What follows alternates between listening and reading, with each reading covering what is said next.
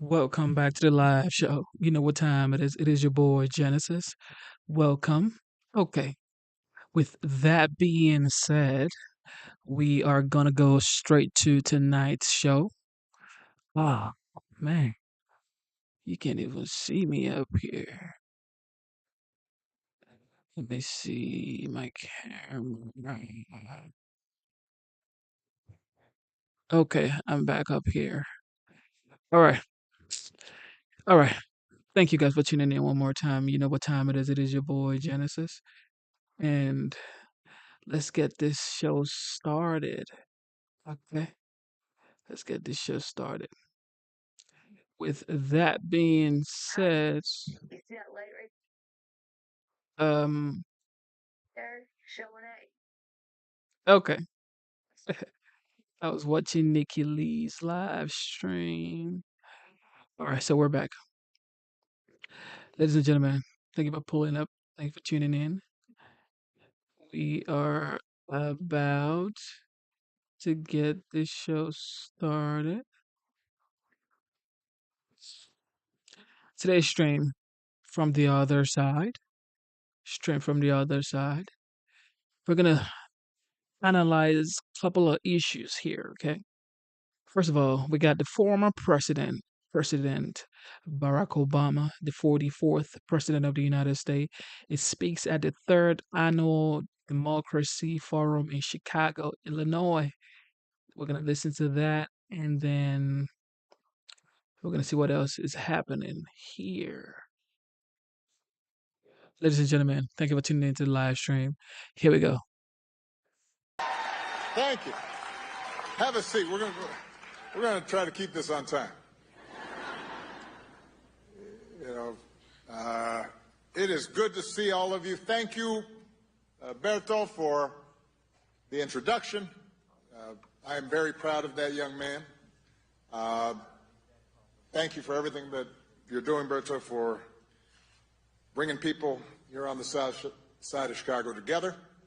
I want to thank all of our panelists, the amazing leaders from our network, the outside experts and thinkers and practitioners who took time out of their busy schedules to be part of our third annual Democracy Forum. Yeah.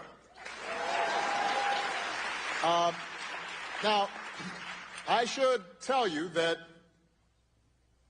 when I mentioned to a few friends that our foundation would be hosting a forum on democracy and pluralism, I got more than a few groans and eye rolls.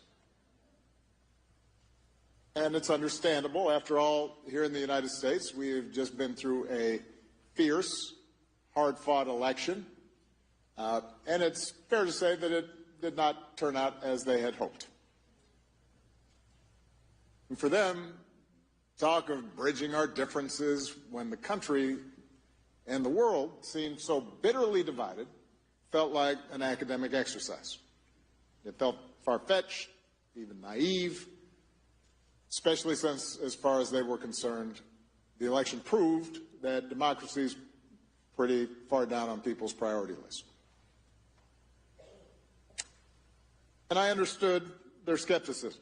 Maybe you had a conversation with a friend that felt the same way.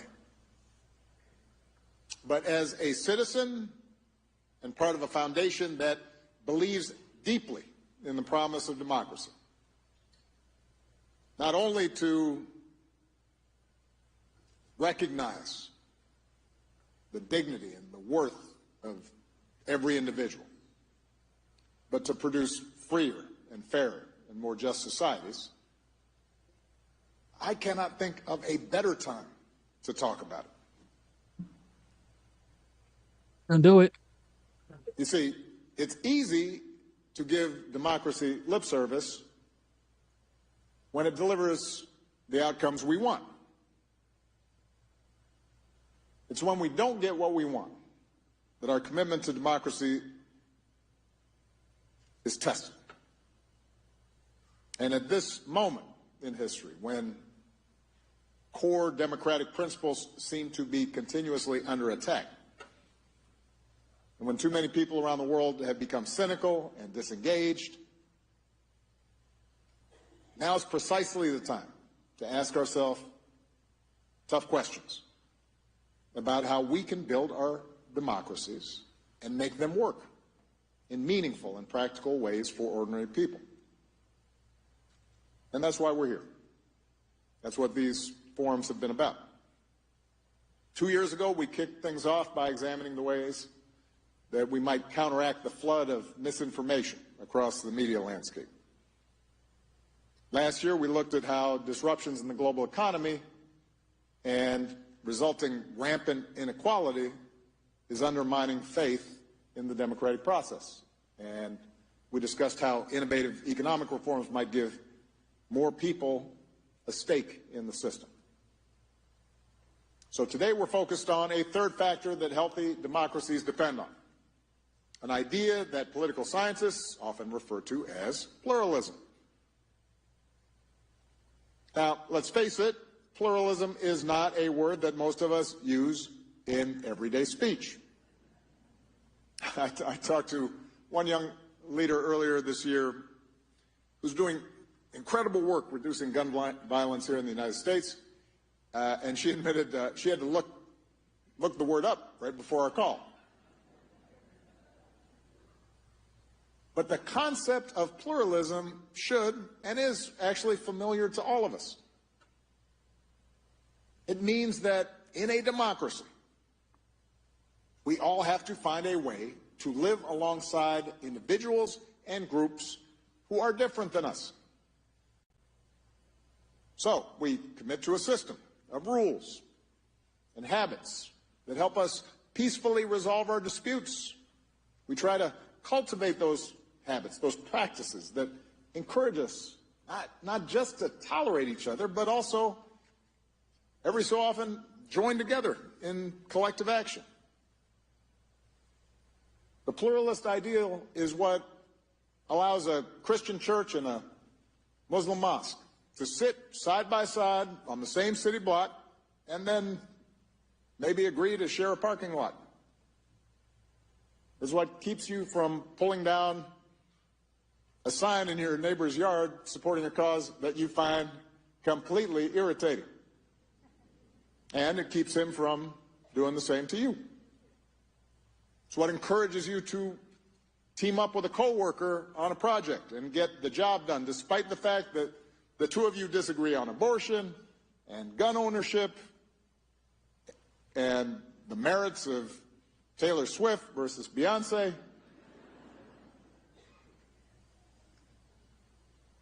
So this idea that each of us has to show a level of forbearance towards those who don't look or think or pray like us, that's at the heart of democracy. And it's hard. Even in relatively homogeneous countries, it's hard. It's not easy to maintain. Look what happened just this week in South Korea. But it's especially hard in big, multiracial, multi-ethnic, multi-religious countries like the United States. In fact, one way to think about the U.S. Constitution is as a rule book for practicing pluralism. So you get a Bill of Rights that allows us to think and speak and worship and assemble and vote on an equal basis, free from government coercion. For tuning into the live stream. With that freedom, Thank you. we At can the top of your voice our screen, beliefs, subscribe to the channel. try to persuade others and form coalitions and compete for support, and eventually elect representatives who will then go and negotiate and compromise and hopefully advance our interests.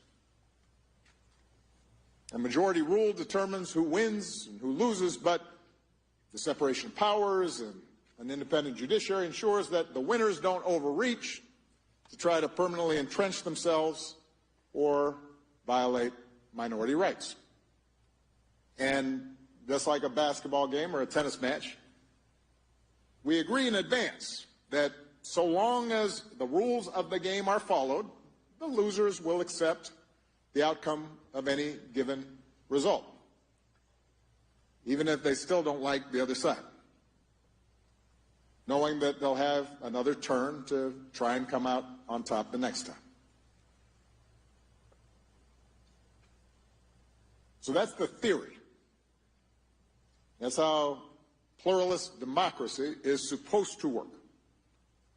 It's the story that kids like me who grew up in the 60s and 70s were taught in school, what politicians and journalists wax nostalgically about when they talk about the good old days when both society and political parties were more genteel and less vicious, and America came together to promote the common good.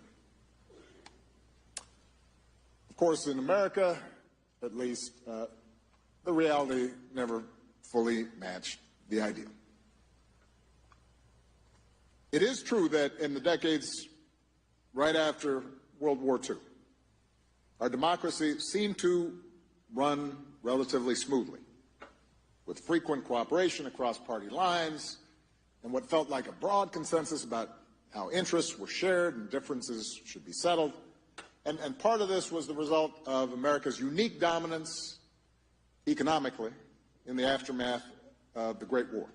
So you have industrial competitors all across Europe and Asia who are still digging themselves out of the rubble at the time, which meant that fat corporate profits and rising living standards here in the United States helped smooth over friction between competing groups, between management and labor, or the industrial and agricultural sectors. And meanwhile, the Cold War generated solidarity against an external threat and a shared perspective on the world was constantly reinforced by a handful of TV networks, movie studios, newspaper chains, and magazines that served as nearly everybody's main source of news and entertainment. Everybody watched Gilligan's Island, even if they didn't admit it.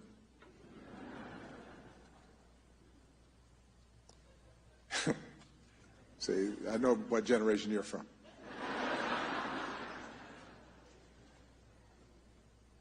But One thing we gotta agree upon is this guy, the 44th, he is smooth. This man is smooth, bro. There's no way. He is absolutely smooth. And that's why he won the presidential election in 2008. His ability to be articulate and to carry the crowd along and to just be smooth. He's absolutely smooth. And he's never changed. He's still smooth. the biggest reason that American pluralism seemed to be working so well mainly had to do with who it left out. The fact is, for most of our history, our democracy was built on top of a deeply entrenched caste system, formal and informal, based on race and gender and class and sexual orientation. A system that excluded or severely limited big chunks of the population from the corridors of power. Just to give you some perspective, as late as 2005, when I was sworn in as Illinois' junior senator, I was the only African American in the United States Senate. One out of 100. Only the third since Reconstruction. Out of 100 senators, there were exactly 2 Latinos. And only 14 women. It's fair to say that when everyone in Washington looked the same and shared the same experiences and were in the men's side of the Senate gym, because the women just had kind of a closet that they had modified, cutting deals and getting along was a whole lot simpler. And then starting with the civil rights movement in the early 60s, things got more complicated. So in rapid succession, historically marginalized groups, blacks, Latinos, Asians, Native Americans, women, gays and lesbians, disabled Americans, demanded a seat at the table. Not only did they insist on a fair share of government-directed resources, but they brought with them new issues born of their unique experiences that could not just be resolved by giving them a bigger slice of the pie. So racial minorities insisted that the government intervene more deeply into the private sector and civil society to root out long-standing systemic discrimination. Women, the gall of them, called for greater autonomy over their own bodies, while gays and lesbians stepped out of the shadows to demand equal treatment under the law, posing direct challenges to widely held religious and social norms. In other words, politics was not just a fight about tax rates or roads anymore. It was about more fundamental issues that went to the core of our being and how we expected society to structure itself. Issues of identity and status and gender. Issues of family, values, faith.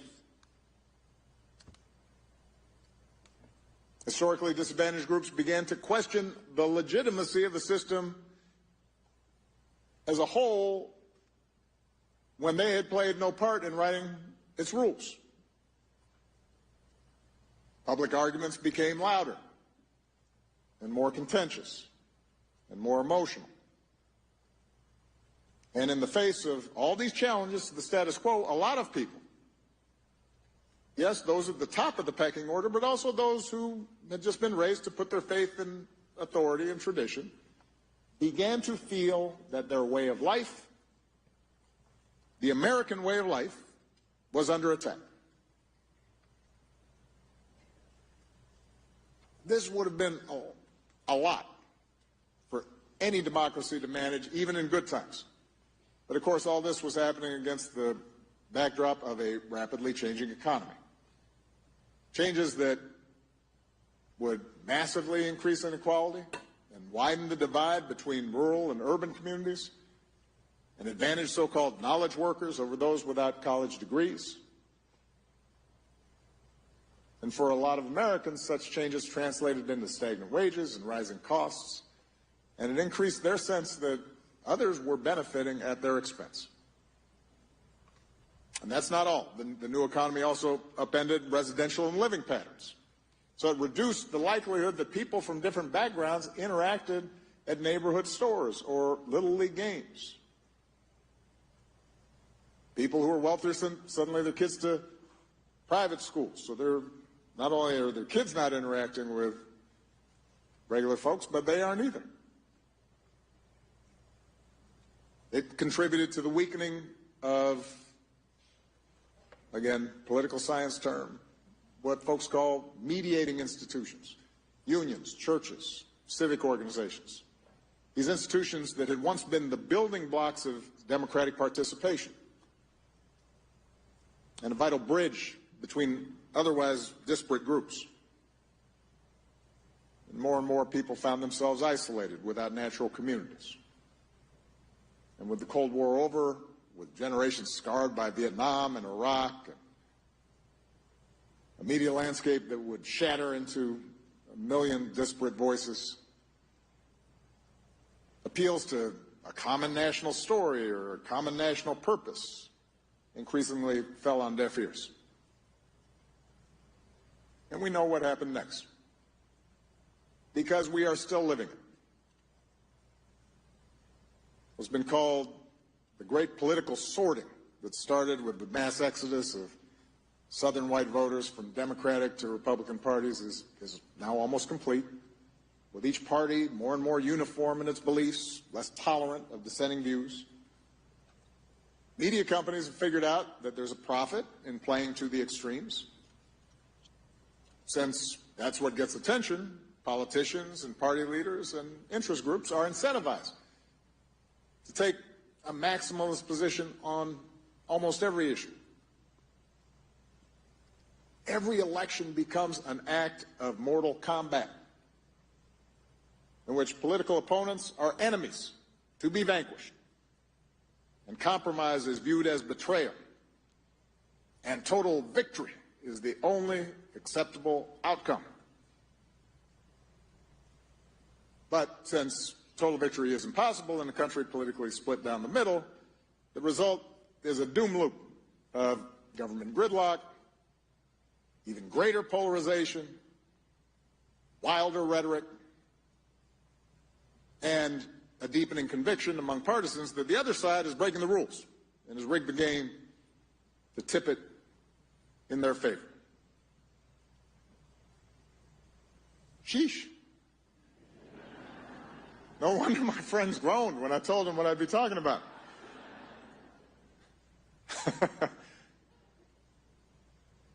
Now, before I go on, let me acknowledge I've been focused on the United States since that's what I'm most familiar with. But it's important to point out the particular struggles of every democracy differ depending on their cultural and political histories.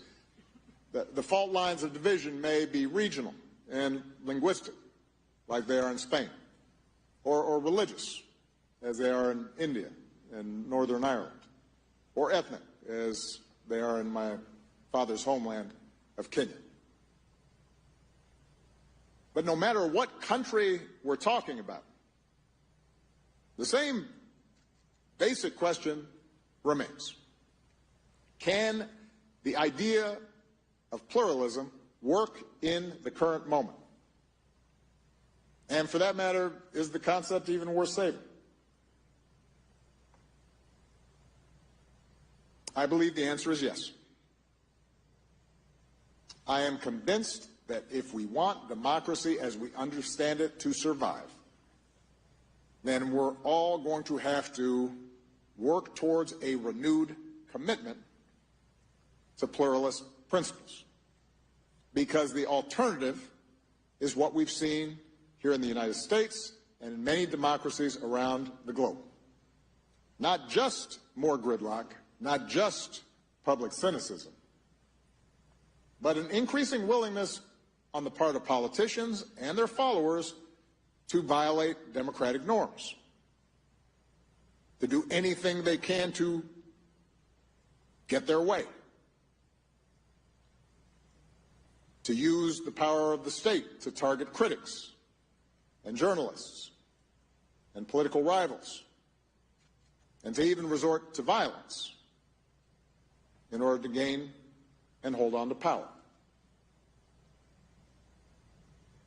We have seen that movie a lot. So how do we choose the better path? I'm not going to pretend that there are easy answers. Some of the trends I described played out over decades. Reversing them is going to take time as well.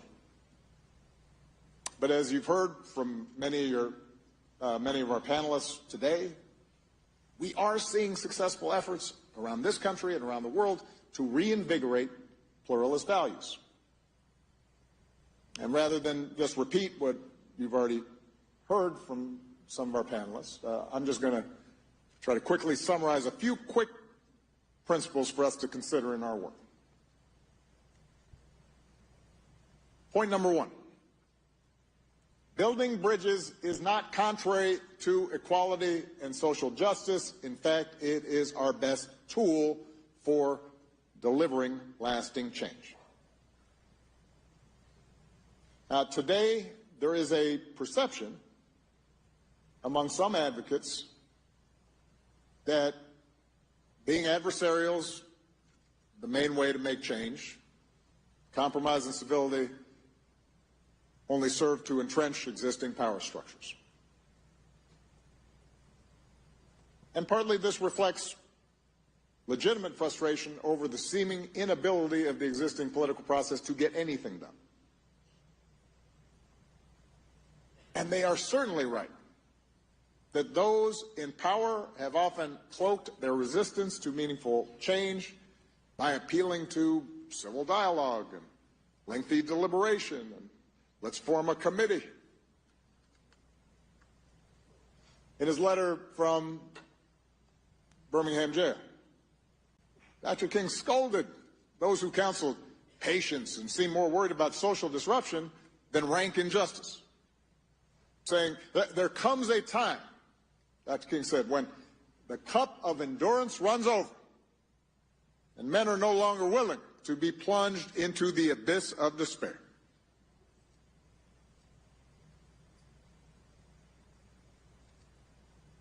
But Dr. King, like Gandhi, like Nelson Mandela, also understood if you want to create lasting change, you have to find ways to practice addition rather than subtraction. So let me make this key point. Pluralism is not about holding hands and singing Kumbaya. It is not about abandoning your convictions and folding when things get tough.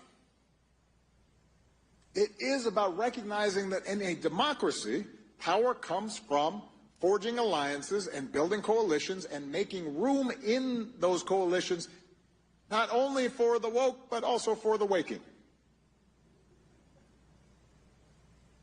Now, there are risks involved in engaging with groups you disagree with, particularly if there's a power imbalance involved. There's a risk when you begin to negotiate compromises that you'll give away too much, that you whittle away your issues to the point where it's hard to claim that you're making progress. And building bridges may require you to deal with people who not only disagree with you, but do not respect you. When I was president, there were times many times, where I was negotiating with people who made it pretty clear they didn't think I should be president. Legally, morally.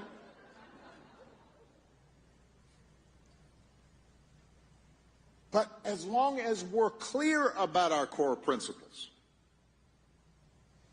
as long as we know what our North Star is,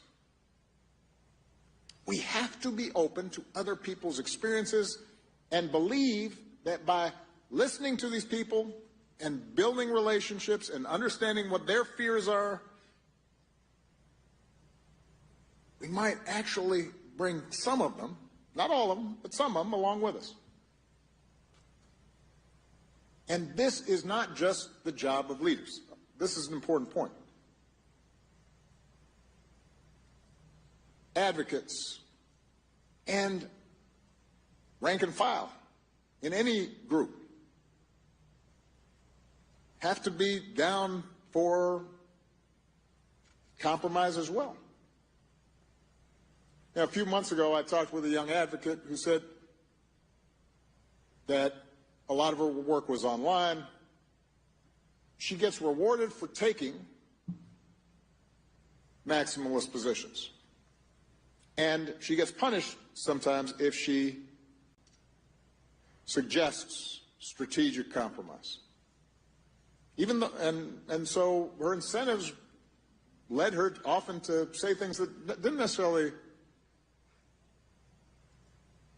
jibe with how she was feeling, because she was constantly worried, looking over her shoulder, if she gave ground, in order to get 3/4 or half a loaf instead of nothing, she might be accused of selling out, which then led to fewer followers and fewer donations and ultimately less influence. So in a democracy, it's important to argue strongly for the issues we care about and draw lines that we're not willing to cross. But purity tests are not a recipe for long-term success. Point number 2, pluralism does not require us to deny our unique identities or experiences. But it does require that we try to understand the identities and experiences of others and to look for common ground.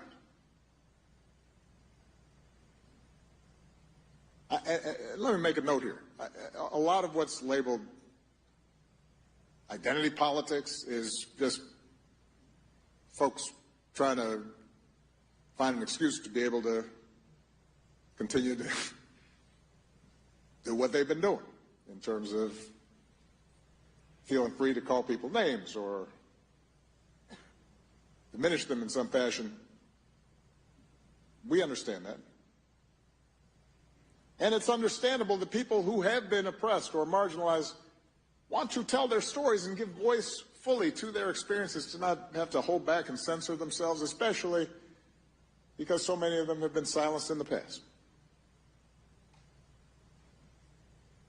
But too often, focusing on our differences leads to this notion of fixed victims and fixed villains, and it creates a presumption that our identities are all singular and static, that because you're a male, you automatically have certain attitudes, and let's face it, you're part of the patriarchy. I have 2 daughters and a wife, and sometimes I'm sitting at the dinner table, I'm like, what'd I do? They pick on me all the time. You know that, brother. I'm the brunt of every joke. I'm like a sitcom dad. Or, if you're not black, you don't understand. You don't have standing to talk about race. My status trumps yours. Framing issues that way may keep things simple. It's easy to tweet. Is it still tweeting? Okay. Xing? I don't know. And it may feel satisfying in the short term. Unfortunately, it actually reinforces the sense that we are inevitably, immutably divided. And that makes it harder for people to reimagine how they might see themselves and they might see others. So, in order to build lasting majorities that support justice, not just for feeling good, not just for getting along, to deliver the goods, we have to be open to framing our issues, our causes, what we believe in terms of we, and not just us and them. We have to try to frame issues in ways that at least consider the possibility of a win-win situation rather than a zero-sum situation. That's what Mandela understood when he befriends the man guarding his prison cell. That's what King understood in framing the issue not simply as an African American issue, but as an American issue. Right? Who are we? What are we trying to be? Understanding that the oppressor is as yoked and confined and limited by these systems as the oppressed. And we have to acknowledge that we all have multiple identities. I am a 63-year-old African-American man, for example, but I am also a husband. I am a father. I am a Christian who is constantly wrestling with his doubts about organized religion. I'm a writer. I'm a Bears fan, which has not been easy.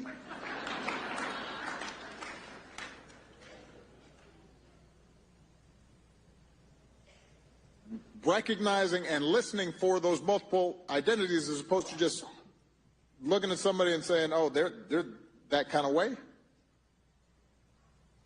Being open to the fact that even the folks we disagree with most might have something that surprises us. That's an opportunity that we cannot afford to miss. Third point, pluralism works better when it is about action and not just words.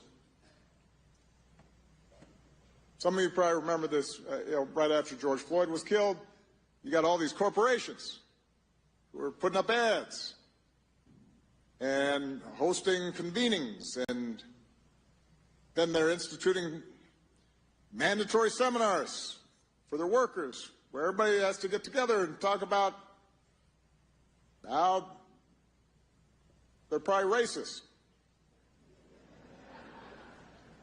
and how deep the problem runs in our society.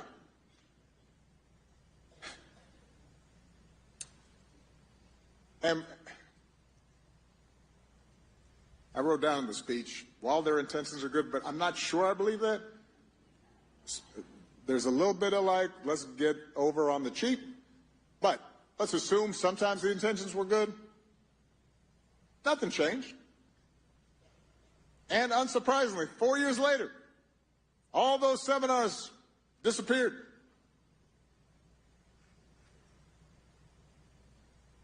Words alone do not build trust. Words alone do not rid people of prejudice. What does build trust, because it builds relationships, is people banding together to get stuff done. Whether it's a mosque and a synagogue joining forces to help victims of a natural disaster, or a black community linking up with a traditionally hostile white community in Chicago to try to stop a highway from running through both neighborhoods. Such common efforts take time. They require an investment on the part of the participants. They won't eradicate people's prejudices, but they will remind people that they don't have to agree on everything to at least agree on some things. And that there are some things we cannot do alone. Which leads me to my final point. We're not born with the muscles to make pluralism a habit. It takes practice. And we need to rebuild the institutions that can give us that practice. Now, part of that, ideally, would be making government work better. I believe, for example, that if we established nonpartisan redistricting here in the United States, it would encourage more candidates to compete for every vote, as opposed to just appealing to the most partisan members of their base. But let's face it, in our current polarized environment, political reforms are probably not going to happen anytime soon, at least not the ones I want to see. Which is why this may need to start by just looking for opportunities for people to once again become part of a society of joiners. Thank you for tuning into the live show. You know what time it is. It is your boy Genesis. We are currently listening to the 44th. To do something. As you can clearly see, Obama speaks at the third annual Democracy Forum in Chicago. Of course, Illinois. Organized religion all across America is I'm sorry, OG. It's over. It's over, OG. We got a new dawn, the legend, the 45th, now the 47th. He's finna make America great again. Really quickly. He's going to make America great again. Well, You lost, bro. I'm sure there are a whole bunch of reasons for this. I'm sorry. One of the reasons is that megachurches understand belonging precedes belief. If you show up at one of these churches. They don't start off peppering you with questions about, have you accepted Jesus Christ as your one and only Lord and Savior? Quiz you on the Bible. They invite you in, introduce you around, maybe give you something to eat, tell you about all the activities and all the groups that you can be a part of, from the Young Adult Social Club to the Ballroom Dance Group to the Men's Choir, which, for those of you who are not familiar, that's where they put folks whose voices aren't quite good enough to be in the main choir, but who are allowed to perform maybe once every fourth Sunday.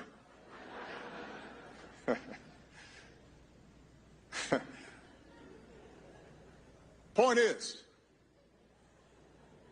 oh, I'm sorry, brother, are you in the... You know what I'm saying, sir. Point is, mega churches are built around this idea of let's just get you in here and... Thank you for tuning into the live show. Double tap your screen. Double tap your screen twice. Double tap your screen twice. Subscribe to the channel.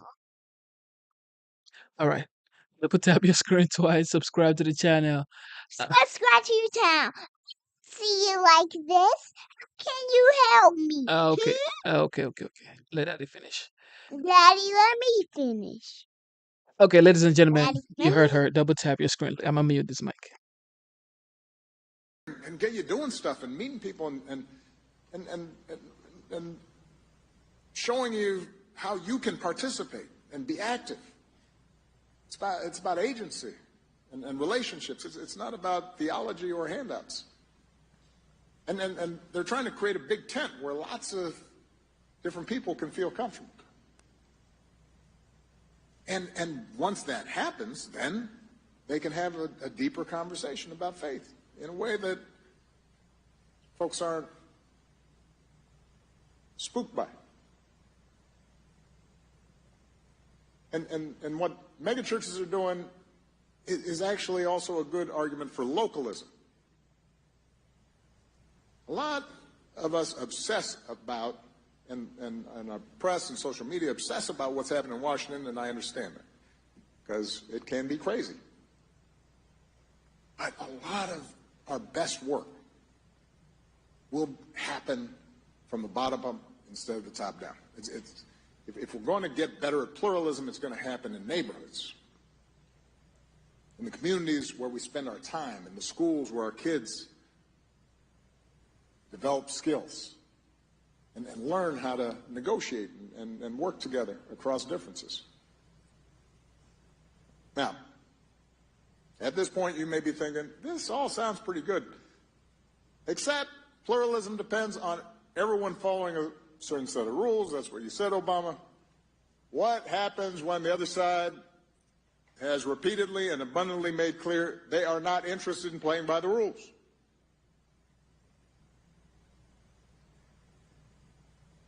It's a problem. And when that happens, we fight for what we believe in. There are going to be times, potentially, when one side tries to stack the deck. But you already lost, though. You already lost. You lost. You campaigned for Kamala Harris, and you lost. There's nothing else to say, Obama. You had your turn, and you lost. Okay, it is what it is. Thank you for campaigning for Kamala. You, Beyonce, Tyler Perry, Fat Joe, Usher, Oprah, all of y'all campaigned for Kamala Harris. Michelle campaigned for Kamala Harris, and she lost. And lock in a permanent grip on power, either by actively suppressing votes or politicizing the armed forces or using the judiciary, the criminal justice system to go after opponents. And in those circumstances, pluralism does not call for us to just stand back and say, well, I'm not sure that's okay. In those circumstances, a line has been crossed. and we have to stand firm and speak out and organize and mobilize as forcefully as we can. But even in those circumstances, it's important to look for allies in unlikely places. And too often we assume that people on the other side have monolithic views, when in reality some of them may share our beliefs in sticking to the rules, observing norms.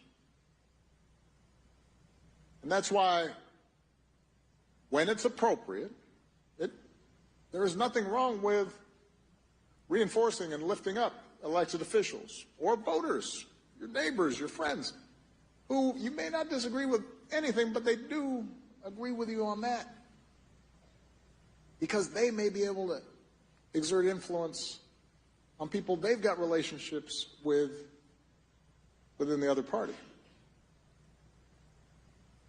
So, none of this will be easy. Building up these habits and practices that so often we've lost, learning to trust each other again, that's a generational project.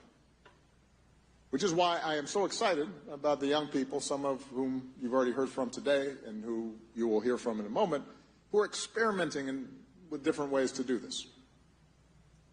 I'm thinking about leaders like Lumiere Lepre, community organizer in France, who's training a network of rural change makers in a country where extremism dominates many villages. Or Ayu Kartika Dewi, who started a program in Indonesia that sends children and their mentors to different parts of the country during school holidays to live with a family from a different cultural background. Leaders like Lumiere and Ayu are showing us the way.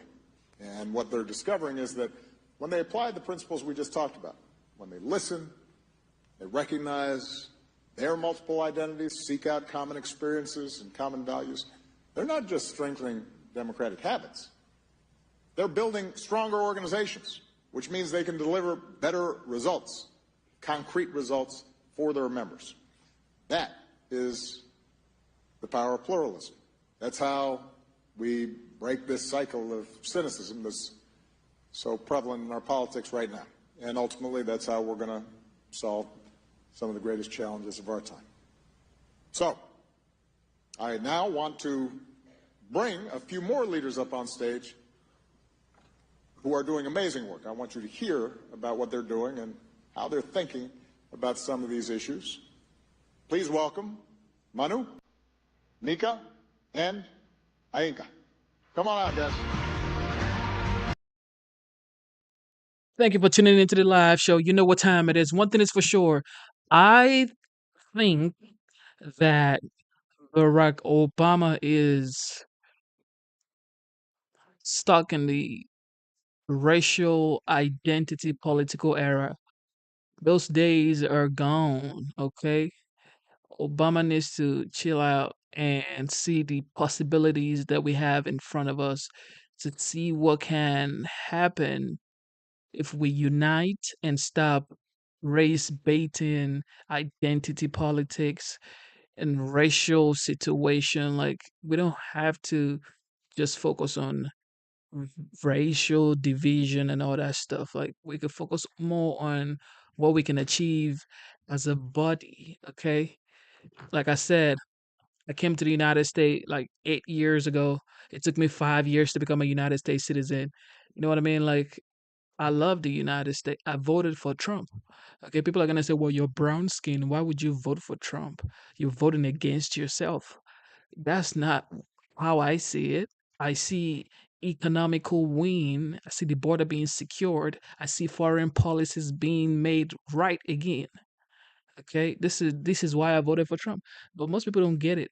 But they're like, "Well, you should vote for Kamala and you should be a Democrat." I'm not even a Republican. Okay, I'm an independent. Whoever is gonna make the economic status of my family Gucci, that's what I'm gonna vote for. Okay, I saw how much gas price was. Gas was affordable. I saw how much mortgage rate, interest rate was in 2019, 2020. Okay, so I'm not trying to say, Obama is a bad person. I don't know this guy personally. However, he's so used to convincing people based on racial politics. And racial politics is never going to heal the wound that is hurting most traumatized people, or people that have been traumatized by their ancestors that went through the slavery situation. So it's like, if you can try as much as you can, Obama, to stop racial division and all that stuff. You are a brown skinned man, okay? Obama is a brown skinned man that was the 44th president of the United States. So he should have absolutely nothing to say concerning race. Okay? You've had your chance to lead your people, but where did you lead them to? According to the word on the street, nowhere. Okay? They called you deporter in chief. They said you deported more illegals than any sitting president ever. He deported illegals. And now Trump is trying to deport illegals. Everybody's crying. Everybody's shouting. Mayors are screaming, "We won't let you deport illegals. No, human right." He's saying America first. Why would you be the commander in chief? Someone like Trump saying he's the commander in chief and he wants to deport illegals. He's trying to make America great again. And people are not supporting him, especially the leaders, the Democratic leaders. Why is that?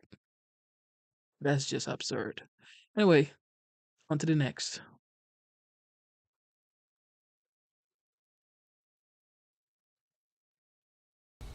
The problem with what we have with sanctions, and I was a user of sanctions, but I'd put them on and take them off as quickly as possible because ultimately it kills your dollar and it kills everything the dollar represents, and we have to continue to have that be the world currency. All right, very important. That's what he said at the New York Economics Club speech back in September. Joining us now to talk about that and a few other things, we've got John Carney, Breitbart Economics and Finance Editor and co-author of the Breitbart Business Digest, Steve Myron, Manhattan Institute Fellow and a former Senior Treasury Department Advisor. Gentlemen, welcome. It's interesting, John. There is a discussion going on between tariffs and sanctions, okay? Like sanctioning Iran. I would bet you whatever Mr. Trump is now saying, and specifically, he will reimpose very tough sanctions on Iran, very tough sanctions. But we have sanctions all over the place. We have way too many sanctions.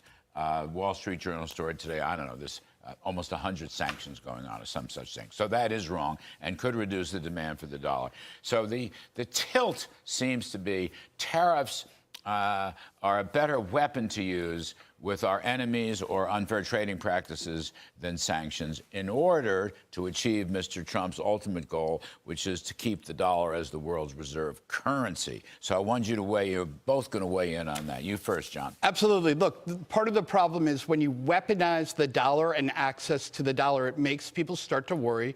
What happens if I run afoul of the U.S.? I better not just use the dollar for all my transactions. And it forces people to start to look for other things to do. The good thing about tariffs, on the other hand, is it says if you want access to U.S. markets, then you're going to have to play ball with the U.S. So that's a different way of approaching things. And the rest of the world needs access to U.S. markets because we are the buyer of last resort for everybody's excess capacity. Okay, so I basically agree with that, more or less, Steve Myron. But in some cases, like, take Iran, all right? Yeah. I mean, I don't want them to have access to our market. I don't want them to have anything. I want to bankrupt the country, and if I could, I'd bury it 20 feet below the ground. But as a generic matter, I think what John is saying is the demand for dollars, you want to keep that if at all possible. Or not. I mean, maybe you don't agree with that. Some people hate tariffs. Some of our brothers and sisters at a certain conservative publication in this building just go freak out over tariffs. Most of the world thinks tariffs are going to cause another 10 or 20% inflation, even though there's no evidence to support that point of view. Where do you come out? Yeah, absolutely. So the U.S. provides two things to the world. It provides a security umbrella, a defense umbrella, and it provides the reserve asset. U.S. Treasury securities, the U.S. dollar. Both of those impose significant burdens on the United States in the sense that you can push the value of the dollar up, which causes trade deficits, which we don't like, which are bad for our manufacturing sector. And the defense umbrella is a big, budget burden on us.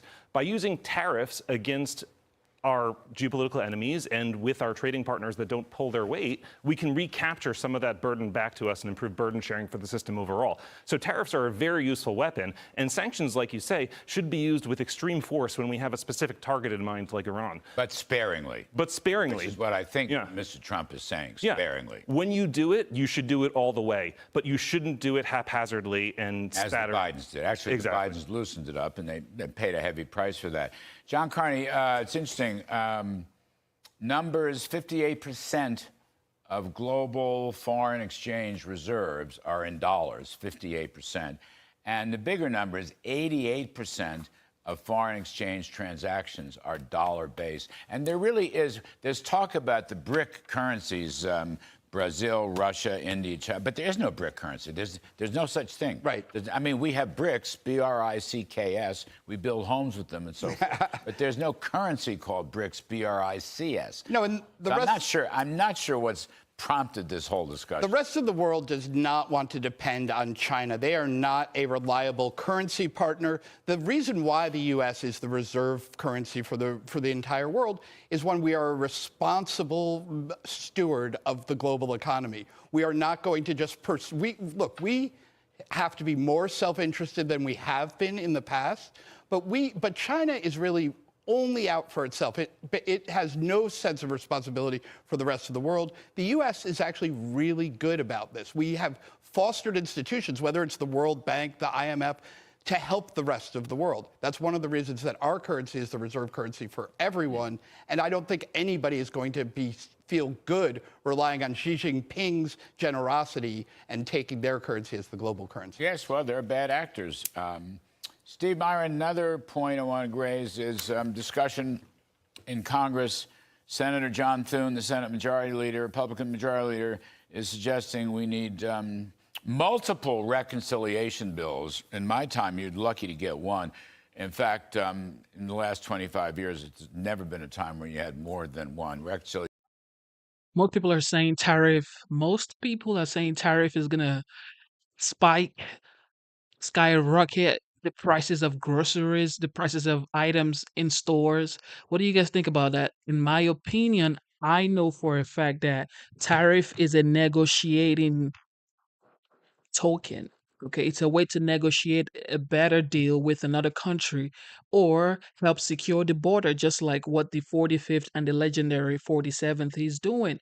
President-elect Trump, he's saying that he wants to tariff Mexico if they're not going to protect the border from their own side. Same thing with Canada.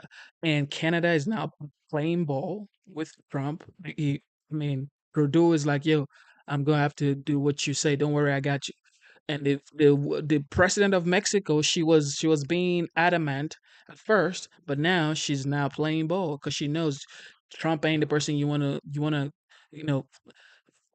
smoke with. You don't want smoke with Trump.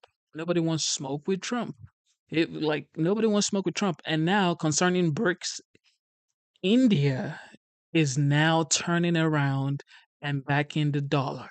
They're not more going for the BRICS. So obviously, India was one of the largest economical power in the BRICS. So if India is out, who is left? Russia, Brazil, South Africa. India is way bigger than those people when it comes to economical wings. But I guess Russia is big too, but compared to India, India has more population and they have higher GDP, if I'm not wrong. Bill for people, a fiscal package of budgets and taxes that requires only a majority vote, 51 votes in the Senate, which the Republicans more than likely will definitely have nowadays. But they won't put tax cuts in it. I think that's a real bad idea. I mean, Trump campaigned on tax cuts. His working class coalition depended on tax cuts. Kitchen table people want to increase their after-tax pay. They want to increase their take-home pay. How can we not raise taxes right at this time? I want the withholding rates here, pure cut law. I want the withholding rates for for individual taxes, right? You're making 75 grand a year, whatever, 50 grand a year, 100 grand a year, all right? Working folks, blue collar working. I want those withholding rates from the IRS to go down by the summertime and give them more after-tax take-home pay. What you think? Yeah, absolutely. So I don't want to wait. I mean this. I don't want to wait. I'm for energy reform. I'm for border and all the rest of it, but I do not want to wait. No, I completely agree. Look, the economic boom in the first Trump administration was due in large part to tax cuts. Yes. Right? Huge element of it. And the economic boom in the second Trump administration is also going to be due in large part to tax cuts. Yes. If we don't get those tax cuts done, you're not going to get the economic boom that we need. We will get that economic boom. We will get the tax cuts done. And as you say, if you lower withholding rates, you put more money in workers' and families' paychecks every week. That's more money every week to spend. I don't want this get the to be economy any booming. harder than it needs to be. Scott Besson, if you're listening to his answer, I'm giving him an A+. I'm giving him an A. You're getting an A+. Scott Besson watches the show. You're getting an A+. We're starting to see, Larry, though, Wall Street is actually, I've started to read a couple notes where they say the Trump tax cuts may not come through or they may be much smaller than anticipated. Right. And this is because of the delay. Yes, and thank you. The other thing that Which is just what happened in 2017, unfortunately, right? They went to health care first, got the brains beaten in, then finally squeaked through at the very end amidst tremendous uncertainty. It also is an invitation to lobbyists to come in and start to carve out their special interest exceptions that they want. I don't think it's a good idea to let it be delayed. They should put it all in one package, get the Trump agenda done as soon as possible, not wait till next summer, especially if something goes wrong, if there's bad blood, if, say, they can't come into an agreement on the border, which, by the way, not all Republicans are on board with Trumpian border policy. If they can't come to an agreement on that, that could really mess up our ability to get tax cuts done if they're trying to do it later. And you know what? Tax cuts are definitely paramount for the regular everyday American because the more money you get on your check, the better for you. Because a lot of people are just living paycheck to paycheck these days. Most people are living paycheck to paycheck now because it's like, especially in this Biden economy, like gas is already expensive, the grocery is already high, inflation is already choking everybody. So it's like, what are we even gonna do? We need tax cuts, okay? And your utility bill is already way too high. So we definitely need tax cuts. And most people are going to say, well, the tax cut is only for the millionaires and the billionaires. But that's cap. That's not true. You'll be sitting around, sucking on your thumbs, and all of a sudden, what happens? December 31st comes, and the individual tax cuts expire. Yep. Income tax cuts expire, the small business tax cuts expire, the doubling of the standard deduction expires, the doubling of the kiddie credit expires, all those good things that, did you say it? You said it. Put more money in people's pockets. And businesses, that's what they want. Absolutely. Businesses aren't going to, sorry, Stephen, go ahead. And look, President Trump knows how to get the economy booming. He knows tax cuts are a critical part of that. He ran on it. Yeah, constantly. Exactly. And look, last year, President Trump was in the White House. Sorry, this year, President Trump is in the White House. He wasn't sort of working on a daily basis with Congress. Next year, he will be, right? And so once he's out there telling congressmen, look, we need to do this to get the economy booming, Congress is going to get it done. The administration is going to get it done. The economy is going to boom. Scott Besson. It's economic. You're watching A+. That's all I need to say. It's First economically. time on the show, you get an A+. Terrific stuff. It's economically. You already have an A+. It's economically damaging to just let the risk that the tax cuts won't happen be out there. The risk that they expire in December will cause businesses to expect people to be able to spend less, way ahead of time. Make it a lousy year. Trump's first year in office will be a lousy year in the economy. Got to go. Steve Myron, thank you for coming on. John Carney, as always. Thank you for tuning into the live show. You know what time it is. Double tap your screen to get the likes up. Twice. Double tap your screen twice.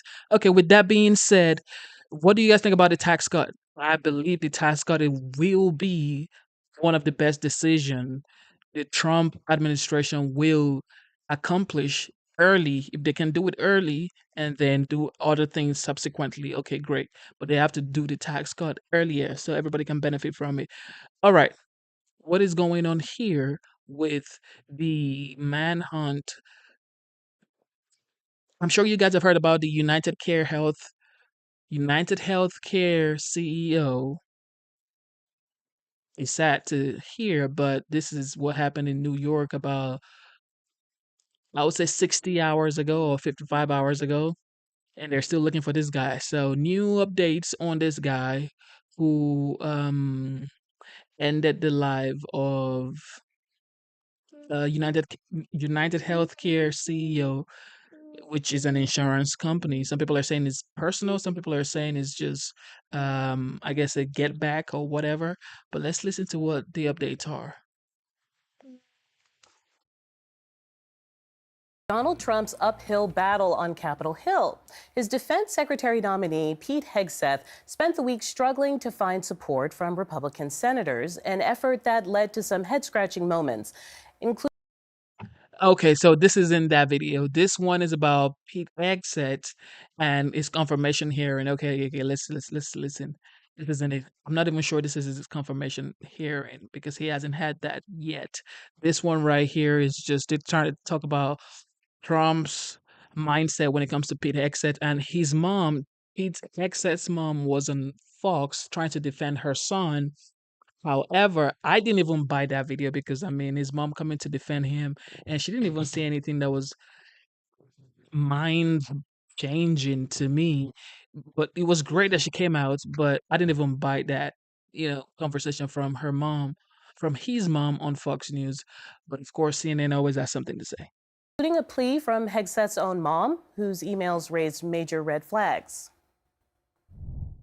This will not be a process tried in the media. Defense Secretary pick Pete Hegseth hopping from one Republican senator's office to another, hoping to build support. Great meetings on that with all the senators. Necessary one-on-ones given the flurry of allegations that have come out. The New York Times obtaining a 2018 email from Hegseth's mother telling her son, "You are an abuser of women." Then, this week, Pete is a new person. She changed her tune and pled with senators to ignore her own missive. I just hope people will get to know who Pete is today, especially our dear female senators. A whistleblower report from a veterans group surfaces in The New Yorker with allegations Hegseth brought his colleagues to a strip club in 2014 and, quote, was so drunk he tried to get on stage and dance with the strippers, which led to this week's pledge to senators. And he said, my commitment is to not touch alcohol while I'd have this position. Hegseth has denied all allegations. Take whatever tiny kernels of truth, and there are tiny, tiny ones in there, and blow them up. Now, just like failed Attorney General pick Matt Gaetz, Hegseth receiving social media support from Trump, but otherwise uncharacteristically quiet for a usually bombastic president-elect. Here with me today, podcaster, journalist, and author Kara Swisher. Reihan Salam, president of the Manhattan Institute and National Review contributing editor. New York Times journalist and host of the Interview podcast, Lulu Garcia-Navarro. And Sarah Longwell, publisher of The Bulwark and host of the Focus Group podcast. Welcome back, everybody. Thank you. So, Ryan, I want to start with you because given what we saw with the Matt Gaetz cabinet attempt, right, to be attorney general, it seems like the president-elect will have to do a little bit more, right, to get some of his choices through this process. Is he doing enough in the case of the defense secretary pick? Well, the question is, what's the larger objective? And it could be that, he will reconcile himself if there's a group of Senate Republicans who are implacably opposed to the nomination. So in that case, he might not consider it wise to expend that kind of political capital on this particular nominee. I think he's waiting to see how things pan out. He's very interested in storytelling, in drama. And so the idea of, for example, resurrecting a former political rival to be in this incredibly important and very visible role could be a better outcome than fighting tooth and nail. Are you referring to the idea that maybe Ron DeSantis? That's right. That's one possibility, but there are a range of other names as well. Sarah, so I do you don't think this that is one is an option? I kind of wondered if that was the Mitt Romney memorial humiliation photo. It might be. I did wonder if that was really about finding a way to get Laura Trump into that Senate seat there in Florida and that he and DeSantis could work out a deal on that front. Yeah, I don't know if it's ritual humiliation. I do think that DeSantis would be, and I do not care for Ron DeSantis, but I certainly think he would be a better pick than Pete Hegseth, who is in no way qualified for this position. But I do think that Donald Trump, we have some reporting from Mark Caputo at The Bulwark that says that the two picks that really matter to him are not some of these ones that we've seen so far, but the RFK Jr. and the Tulsi Gabbard pick, that those are the ones that Trump was willing to go to the mat for, and that they sort of, some Republicans see Pete as almost a heat shield, where he's sort of taking those other two heat. names have been sort of quiet. Kara, I want to talk to you something that you and I mentioned this week, which is we saw there the Megyn Kelly interview. Yeah. There was a really interesting moment in that conversation with Hegseth, and I want to play it with you because she sort of asked him this very pointed question. You think you're being Kavanaugh'd right now? I had a member not 45 minutes ago look me in the eye in private, just he and I, and say, that's what they're trying to do to you. That's what they're trying to do to you. That's their playbook. Get ready for more. And they're going to make it up, just like they have so far.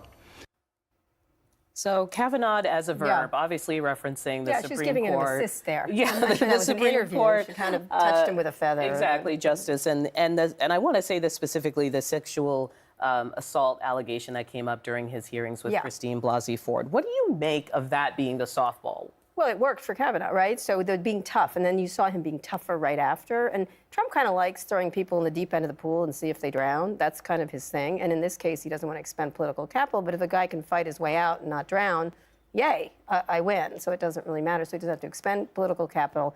I mean, the problem with this is that there's just too much information. And once it starts to really get vetted, we'll see. Yeah. We'll absolutely see. But these reports were pretty significant, especially the New Yorker piece by Jane Mayer, who has an excellent record. Lulu, can I get your verdict on the idea of Kavanaugh being some sort of threat to these potential cabinet picks? I say that because more than one has had like a kind of sexual allegation or abuse allegation that sort of surfaced in this process. Yeah, no, this is a cabinet with plenty of sexual abuse allegations, not to mention the president-elect himself.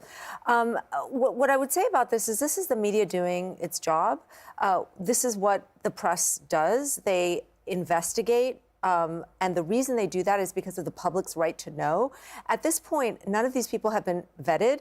One of the things that reportedly President-elect Trump was annoyed about to do with Hegseth is that Hegseth didn't actually talk to him and tell him that any of these allegations were actually going to be surfaced. And so this all came as an unpleasant surprise. He should have done the job himself, He should have, but this is my point. He should have done the job himself. If this had been a normal process, then this all would have come up. But the media's job in this circumstance is to actually look at these people and see exactly what is, what history they have there that might be problematic. And therefore, people in Congress can then do their job to see if actually this is going to be a problem. It's good to go to the Kavanaugh, though, because that worked. It's like, we're tough. The problem is, in this case, Pete Hegseth is Squee, which is Kavanaugh's drinking buddy from high school. Yeah, I'm just tired. Kavanaugh, I am so tired of this, The press is out to get you. The press is out to get you. These are all anonymous sources. This isn't true. The fact is that the information there is either his mother's own email, public records to do with how he managed these two charities that he was in control of, small charities, but he managed to mismanage the money. Bring in the other voices here, because are we watching a process around that's being managed well? No, we're not watching a process that's being managed well. I mean, it's being managed. Well, I thought maybe I'm asking because this is going to be Trump 47, right? There are some lessons learned from the first time around. No, you'd think, actually, this time around they would know what they were doing. But just this idea that Donald Trump is peeved because he didn't know. He knew all the allegations about Matt Gaetz, and he still put him up there. I mean, look, Trump is trying to put up a bunch of people, and he's daring Republican senators to say no to them. And I think one of the things that we can take at least a little bit of comfort in is that the Republican senators do seem to be saying, at least behind closed doors, that they are willing to say no to some of these people. Although my fear about Hegseth is he should have gone down today. Like, it should be done. It should be over. He should have withdrawn his name. But the fact that he is still out there fighting, the fact that he seems to have gotten a little bit of a second wind. Squee is not drowning. Okay, Ryan, let me get a word in here. Do you see this as the pick worth fighting for, or is this another potential withdrawal, which I think would be the third? Well, I think that for the folks who are President-elect Trump's most vociferous critics, it's almost frustrating that he does not seem especially invested in some of these picks that have been more problematic. And I think when you look at the Treasury... What do you mean by not especially invested? Well, look, I mean, he's not fighting tooth and nail for them, right? And what you're seeing is, so social whether media you is like not it or not, enough. it's improvisatory. It's something that is just very deeply unconventional. This is who he's always been. And then when you look at, for example, the pick for Treasury Secretary, just something that was deeply conventional in a sense and deeply reassuring to a lot of people. This is always going to be a very mixed approach, but he's just not going to fall on a sword for anyone who, you have 6+ Republican senators who are going to have serious doubts about. It's going to be an administration that is not going to play to type. But does it reflect the influence of, say, Susie Wiles, right? The campaign manager who people looked to as being, use the word disciplined over and over again. I think that she is someone who's grown accustomed to working effectively with someone who can be really surprising, improvisational, difficult, highly unpredictable. So I think that, she's trying to play the long game, I assume. Or the finance jobs, and that was really interesting. Every finance job, except with the exception of Peter Navarro, who seems nuts, is good. Is like a really is not everything I agree with. This lady right here, she's never, liked Trump, even though she's interviewed him a lot of time. She's never liked Trump. She also has a problem with Elon Musk. I don't know why. However, she's like, she doesn't like Trump. Obviously, she's never gonna like any of his speak. And Matt Gaetz withdrawing, I get it. Okay. But Pete Hegseth needs to stay there and fight. If he loses, he loses. But stay there and fight. Pete. Certainly reassuring. Absolutely. Yeah. There's no one that's objectionable, which is really interesting. So anything that dealt with Wall Street, very reasonable. And by reasonable, you mean no wild swings. Yeah, but there's Competent, 18 billionaires in this cabinet. I mean, this is the problem. The Overton window moved so far that now we're like, whoa, the 18 billionaires of the cabinet. That's totally fine. Yeah, that is we are constantly grappling with the president-elect and President Trump, as Raihan says, he is improvisational. He does move things, but at the same time, there are a lot of problems with this cabinet that aren't just sexual abuse allegations. So 18 billionaires, is that the problem? So billionaires shouldn't be running political offices, or what is she trying to say? Because how did they become billionaires in the first place? Let them make the rest of the world at least millionaires. Jesus. All right, here we go with the United Health updates. Sources are telling CNN that police believe they found the backpack belonging to the assassin who killed the CEO of UnitedHealthcare, Brian Thompson. ABC News obtained a picture of the backpack. I'm going to just show it to you here. Again, this is ABC had gotten this picture of it. We are told that backpack was found in Central Park in New York City. Now, you know that for days now, authorities have been scouring that park. They've been looking for the backpack, and it appears that they may now have it. That's crucial, of course. But what they do not have is the CEO assassin. And top New York Police Department officials tell CNN exclusively right now that they have reason to believe that the suspect left on a bus on Wednesday, hours after the killing. We also have reason to believe that the person in question has left New York City. We have video of him entering the Port Authority bus terminal. We don't have any video of him exiting, so we believe he may have gotten on a bus. Okay, that's crucial information. So let's just start with all of where we are here, what we know about the suspect's movements after the murder in Midtown Manhattan. Investigators say the assassin, who they do believe acted alone. So, we've talked about the phone call that he had just before the shooting. Right now, they're saying they believe he acted alone. So he did this assassination, shooting Brian. Now, if this guy has gotten on a bus and left New York, this is just going to get harder to find him. But I'll let NYPD and the authorities do their job, but this is going to be hard.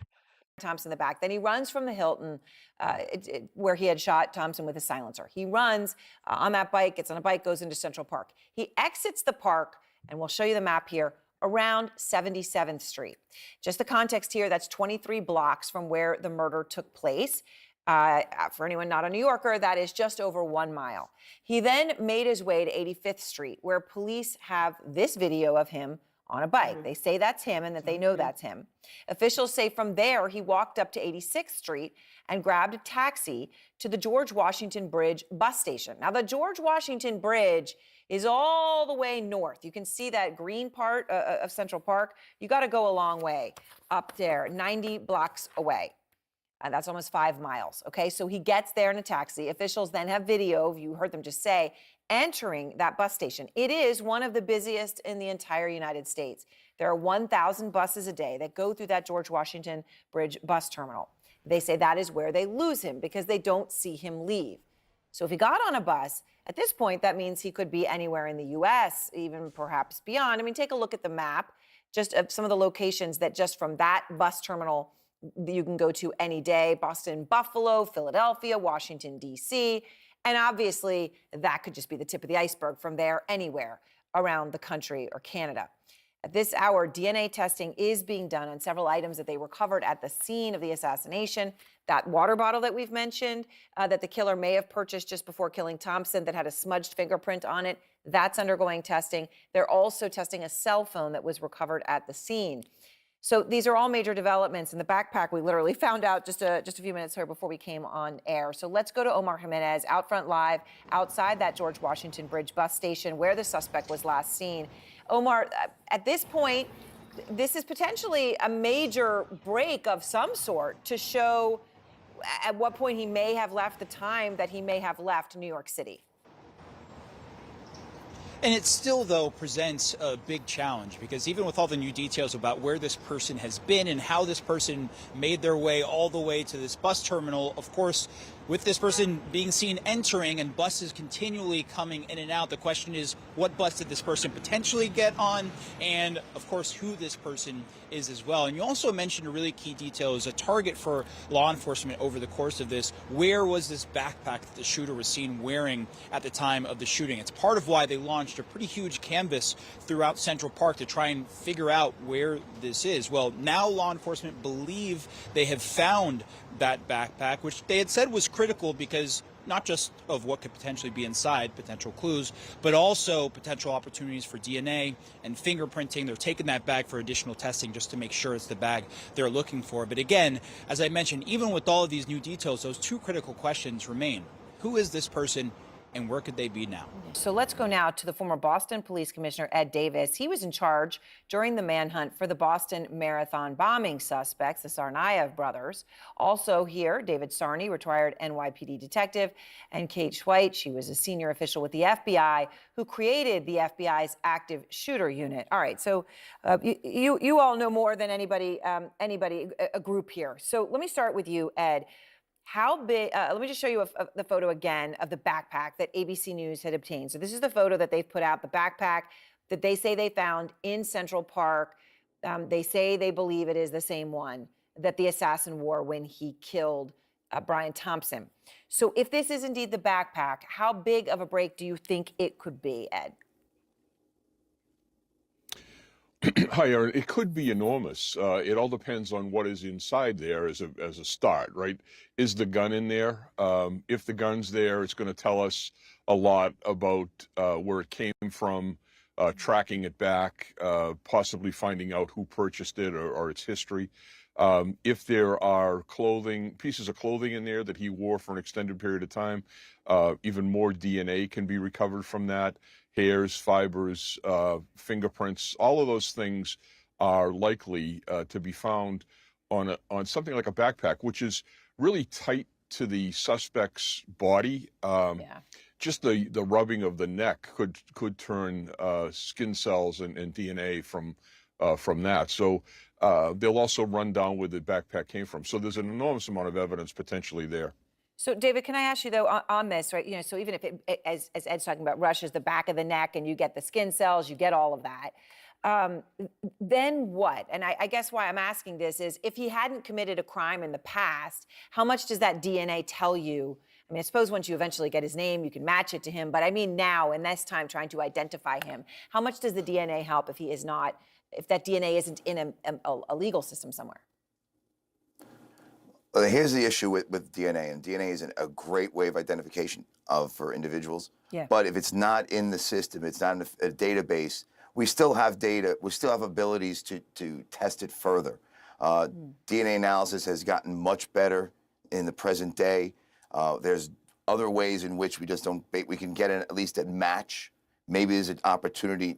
We may not get a hit, which is a hit meaning you have an identified individual in this. Yeah. but it's in the database. We'll have something, and you can compare it to other DNA evidence or DNA analysis for possible family members that may have been perpetrators in crimes. So there is opportunity there.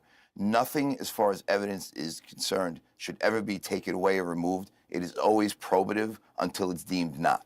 So Kate, let me ask you about then identifying who he is, because, you know, when you potential family members, things like that. So the clear picture of the suspect's face, and we just heard the commissioner of New York Police, you heard her describe that as sort of the one money shot that they have. That's it, when he was flirting with the woman checking him in at the hostel. So that's when that smiling picture was taken.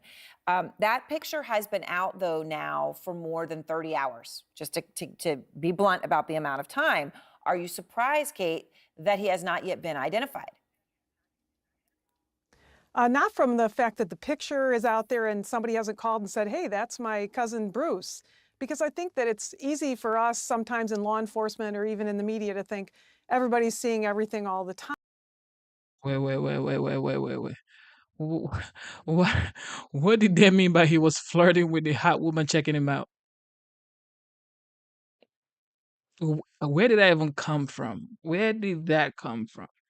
He was flirting with the hot woman checking him out and he smiled at her. Like, where did they get this type of stuff from? But, you know, if you're at home taking care of, you know, a sick kid, or you're taking care of your Nana who's in hospice, and, you know, you're on vacation, you're out of the country, you're not going to see it. It's good. It takes time to get a picture out and really feel like you saturated the country with it.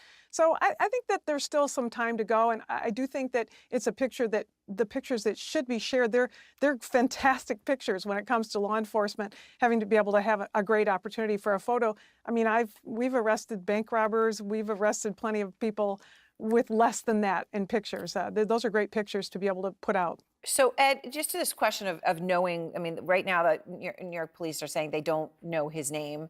That's what they're telling us. How long was it before you knew the Boston bomber? I mean, I guess, how long did it take you to find out their names? But then also, how long from when you knew their names did you actually admit to the public that you knew their names? Right. So we had a good photo of them, but it took a good 12 hours before anyone was able to identify them. And frankly, no one identified them and cooperated with the police through the photos alone. Their positive ID came from fingerprints after the shootout. So what happened was they had friends who recognized them, but actually tried to cover their tracks and destroyed evidence and things like that. Those people were prosecuted. So there may be people that recognize them, but that doesn't necessarily mean that they're going to call the police right away. David, when we talk about that George Washington Bridge bus terminal, 1,000 buses a day out of Upper Manhattan going out, and obviously, now that it would have been days since he's gone, so he could be anywhere. But you think it's possible that the NYPD is telling the world that he's out of the city, which they are. They're saying they saw him go in, they didn't see him come out, so they presume he left. That's how they're putting it. But you think, in fact, he may still be in New York City, and in fact, they may think that themselves. Tell me how that's how you get there. Well, you know what? You don't always want to, you know, lay out your cards. You could put this out as disinformation, trying to lay aside people's fears or people who might know this individual, that he's out of the city. We don't know directly. We believe he is. To put it out there isn't wrong to do, but you know, this also can, in fact, work for the police, because even though you're saying that, doesn't necessarily mean you may believe that. And let me tell you, detectives are scouring that G-Dub. I won't call it the G-Dub, the train station, that station there, the bus station, scouring it for anyone who might have seen him or spoke to him anywhere. And that's the benefit of, we at least know where he's been. We may not know where he's gone, but we know where he's been. And let me tell you, that will be scoured. That we will exploit the evidence there exponentially. And Kate, in the context of he's on the run somehow, and he made plans, he made mistakes, but he has made plans, right? But we know so far one thing that's been consistent is cash everywhere, right? Cash everywhere. So if it's cash everywhere, then there's a certain finite amount of, you know, who knows, right? You run into against the clock here. How long do you think this goes on? And do you think it ends with apprehending the assassin? Yeah, I think it does end with apprehending. I mean, there's a couple of aspects to that, right? I mean, if you get the guy's name and you release the name, then he knows that we're after him. police lose their advantage of trying to kind of sneak up on him if he goes back to see family or friends.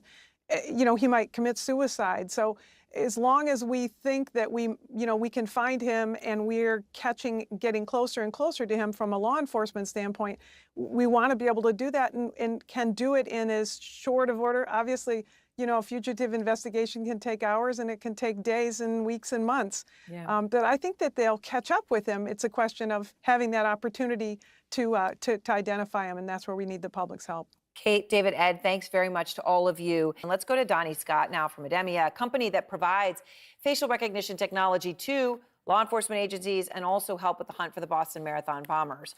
So, Donnie, just trying to understand where we are here. The NYPD is still looking for him. At this point, from what they've told us, he could be anywhere, because if he got in one of those buses and left New York, at this point, he could be anywhere in the United States. Is the picture that you see here, this one and the one where he's smiling, is there any facial recognition technology that you're aware of at this point that could identify a person from these two images? Yeah, Erin, great opportunity to be here. Very much appreciate it. I mean, they've been calling it all night with you the money shot, right? That is a very good image from a quality perspective to match a face to. If you look at any of the leading biometric providers that build facial recognition technologies, they would say that odds are, if that image were in the database, we would match against it. And okay, so now let's talk about what in the database means. So first of all, I'm presuming you're talking about in the database of somebody who has committed a crime before, right? In that database, you can run that one. Is that what you're referring to? Yeah, most Americans may believe that law enforcement has images on everybody in the United States. That's very much not true. Sure, it's a conspiracy theory on X. Exactly right. And so if he happens to not be a resident of New York, who happens to not have been arrested before, odds are he's not going to be in their criminal database or their mugshot repository. And so what's likely happening across all law enforcement is they're looking for this image in their local systems to see if this perpetrator exists in their galleries. Okay, so there's that. Then there's, and this is the world we do live in. We all have images of ourselves on our driver's license. If you have a passport, the third of Americans who do, that it exists there. There are places that someone's image would exist. How hard is it for them to run against those? I mean, that I would imagine is a legal permissioning process. Is that not fast? That's correct. It's a legal permissioning process. The state of New York does not have access to the DMV database for law enforcement purposes by statute. And so it requires cooperation and information sharing and a reason and willingness by the respective agencies to be allowed to share that by law, and then put the systems and processes in place that allow them to share that information. So, last night when John Miller and I were here speaking, he was saying that some of the recognition technology, in some senses, the human eye, and he's still sitting here, so correct me if I'm wrong, but the human eye can look at an image like that and say, I know that guy, in some ways better than a recognition software, which really is enhanced when a hood goes down or you actually get a full image of a face. Is that a concern that you have at this point? I mean, is it possible that the kind of hits, for lack of a better word, that you would get off those two images that we have are still just way too plentiful to yield a real, this is who it is? Yeah, our job is really to make law enforcement's job easier. If you think about the real basis and use of facial recognition technologies, it's to sift through the millions and millions of images to get it down to a small subset that the expert can use to make the identification. Face is not a fingerprint. It's not DNA. It's not used for affirmative match. It's used to get to a small enough number where that expert can say, yes, I believe we have an investigative lead here. What other evidence may we have that can match this person to the crime? It's really fascinating that you say that. I mean, because yes, I understand intellectually, of course, what you're saying, right? It's not DNA, it's not a fingerprint. But of course, as a human being, face is everything, right? In terms of recognizing a human being. But so it's important you explain that. Yeah, it absolutely is. And the other use in this case, which many of your experts have talked about, is if we don't know who that person is, how can we track them across the various streams of video that come in from the public? And so we may not know who the perpetrator is, but we can use the same set of technologies to know that perpetrator has been in these 7 video streams doing across this series of time, doing these activities. So whether it's the face, the backpack, the hat, those can also be used with the same technologies to track the perpetrator across multiple streams. Which is a huge point, because obviously so much faster than someone sitting there watching it and blinking and missing it when it happens. You actually find it with the this right here is just they're just rigmaroling. Nobody really knows what they're saying, in my opinion, in this situation, because it's like now they're saying the guy may be on the bus or I've left New York, or maybe the guy is even out of the country. So now they're just bringing people to speculate on this guy. Nobody really knows. They're still working on it, but they don't know precisely what's going on, which is just like, what is going on? It's been almost 3 days. Okay, it's been almost 3 days, and nobody knows exactly where this guy is. Of course, they're getting more evidence. They've seen his backpack. They're seeing more pictures. Now they see the pictures of him without his mask. However, it's like nobody knows exactly where he is, who this person is. I guess. I guess this may be it.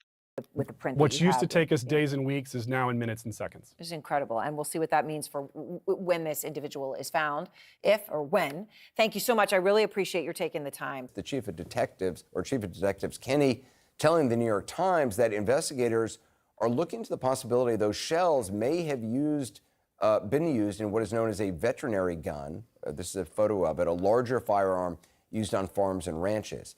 Chief Kenny saying, quote, if an animal has to get put down, the animal can be shot without the weapon causing a large noise. There's a suppressor on it.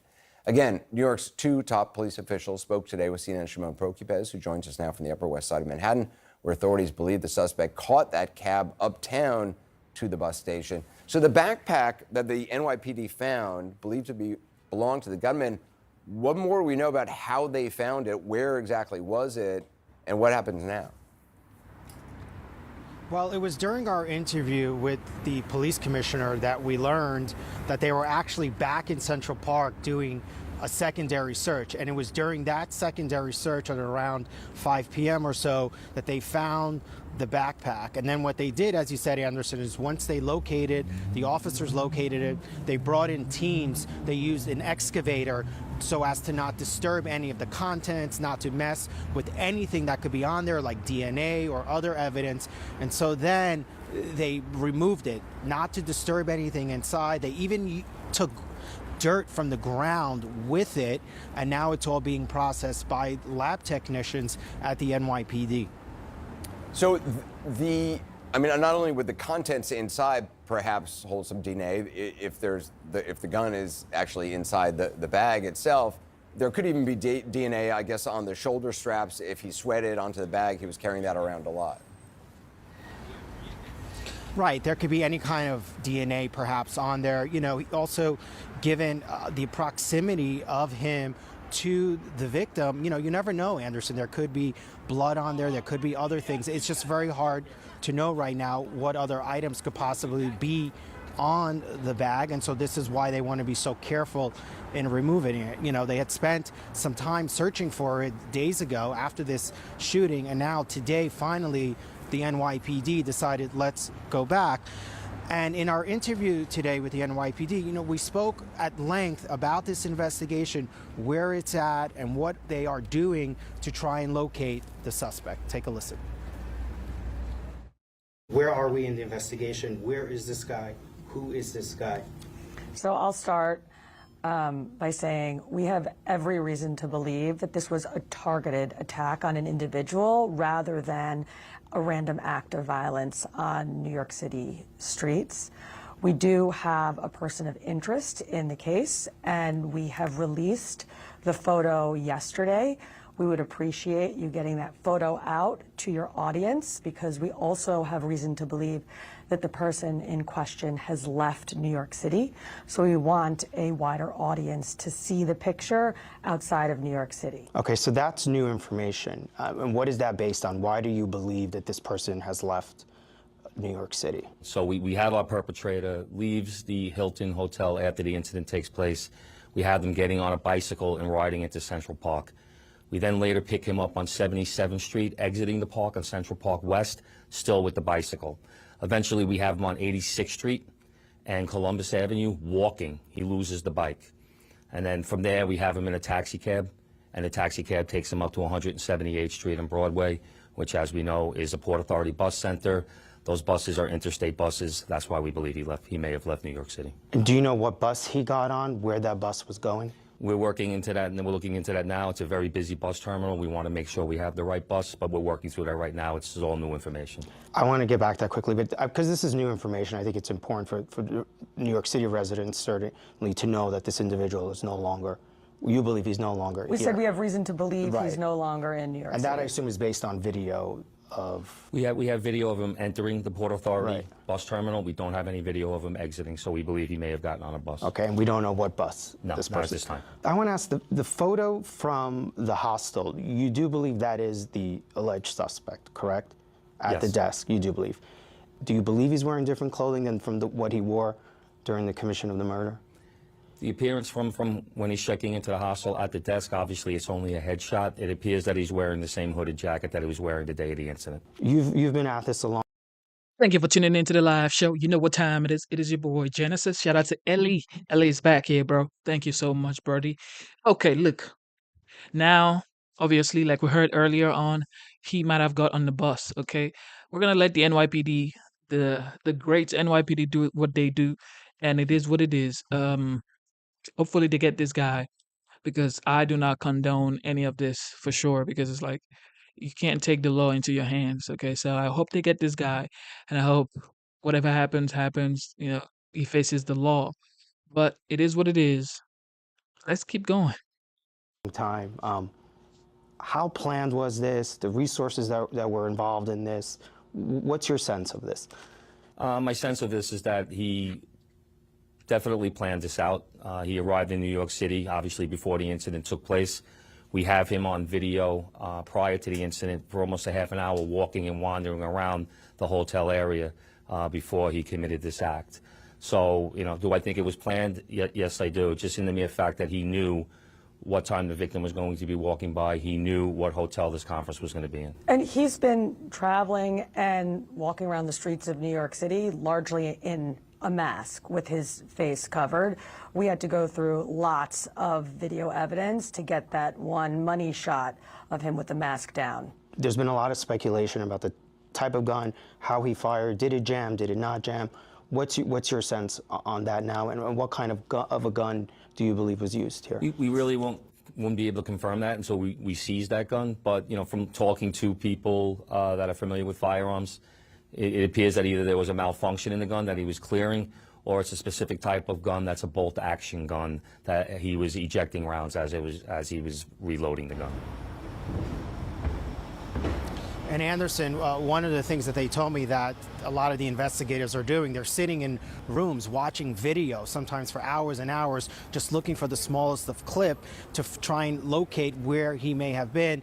Now, obviously, that they believe that he's out of New York City, the manhunt continues, and it's going to take a lot more resources now to try and find him. They're going through video at the bus depot in Upper Manhattan here to try and figure out what bus he got on. That's the big question now. What bus did he get on to get out of here, and where did he go? Shimon Prokupez, appreciate it. Thanks. Joining us now is former FBI agent Scott Curtis, also CNN national security analyst Julia Kayyem, and CNN chief law enforcement and intelligence analyst John Miller. John, obviously a lot of new developments today. The idea, first of all, on this gun is interesting. The idea that it could be a veterinary or a gun that veterinarians use. Yeah, what Chief Kenny is talking about is after this assassination, you know, the NYPD went to its firearms experts and said, what is this gun with this enormous silencer? And they examined it closely. It's a blurry shot, but they also looked at the way he was manipulating the weapon, and they said, you know, that looks like the B&T VP9. Now, as you see, it has this large extended silencer that is screwed onto a threaded, rather short barrel. But the way the gun works is you fire it with that trigger, and then it doesn't automatically load the next round. You have to pull back on the rear of that slide and then let it go to eject one round and feed the next in. If we look at that videotape taken during the actual shooting, you see him fire the gun, he's pulling back, firing the gun. I see. So it's not necessarily that it jammed, per se. Right, so that's the question. And here's the investigative conundrum, which is he's manipulating that gun that appears to be this, you know, kind of assassin's weapon, but they also found shell casings on the ground, but they also found live rounds. So The question is, was he familiar enough with the working of the weapon? Right. Did he? It does look like in the second, I mean, there's, if we re-rack it, he fires, he does it, he fires, I mean, he like there, and then he fires, and then he seems to like tap it 2 or 3 times. Right. So either he's undergoing a malfunction because he doesn't know how that weapon works, or, I mean, it's a blurry shot. It may be another weapon, even a ghost gun with a large suppressor or silencer. Scott, what do you on make the of it? end? Like you mentioned, either there was a malfunction where he was doing the drill tap rack ready to cycle another round in there, or he got overzealous and he cycled 2 rounds there instead of just pulling it back and letting 1 round cycle into the chamber. But there's a weird cultural thing here. I mean, you wouldn't be committing a professional murder with a veterinary's gun, but this gun is based on the design of something called the well rod. And even going back to the British and the Allied forces in World War II in the 1940s, the well rod was the assassin's weapon. When you fire it with that suppressor, you get a sound like a book hitting a table in a library. And the idea why a vet would have that is so that it doesn't disturb, I guess, other animals. Exactly. It's practically silent. It's a significant round. It's a 9mm round, and it's meant for close-up killing. It's meant for vets to kill an animal by shooting it in the head or somewhere, that's going to be fatal. But it would work the exact same way on humans very effectively and extraordinarily quietly. You are absolutely right. Absolutely right. Quick to be Silver says, gives me chills. It absolutely gives me chills. Ah, this world. It gives me chills. Quick to be Silver. Well, it is what it is. Hopefully, he gets found and faces the law. However, Daniel Penny has now been exonerated. His case has been dismissed. The guy on the train, subway in New York. Check this out. Hello, everybody. I'm Jesse Waters along with Katie Pavlich, Harold Ford Jr., Kaylee McEnany, and Joey Jones. It's 5 o'clock in New York City, and this is The Five.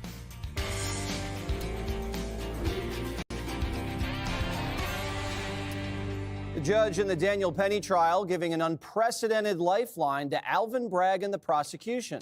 He's dismissing the most serious charge of manslaughter in the second degree after the jury was deadlocked on it all day. But Penny still faces a second lesser charge for negligent homicide.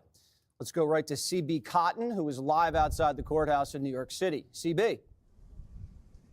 Hi, Jesse. Well, Daniel Penny's fate still hangs in limbo now that jurors return on Monday to debate whether he's guilty of that lesser charge, criminally negligent homicide. As you mentioned, the judge dismissed the most serious charge in the case, second-degree manslaughter, after jurors came back twice saying they were deadlocked on it. Around noon today was the first time that they announced they couldn't reach a unanimous decision, and the judge had to give what's called an Allen charge, which is when a judge urges jurors to go back, deliberate, try to reach a verdict.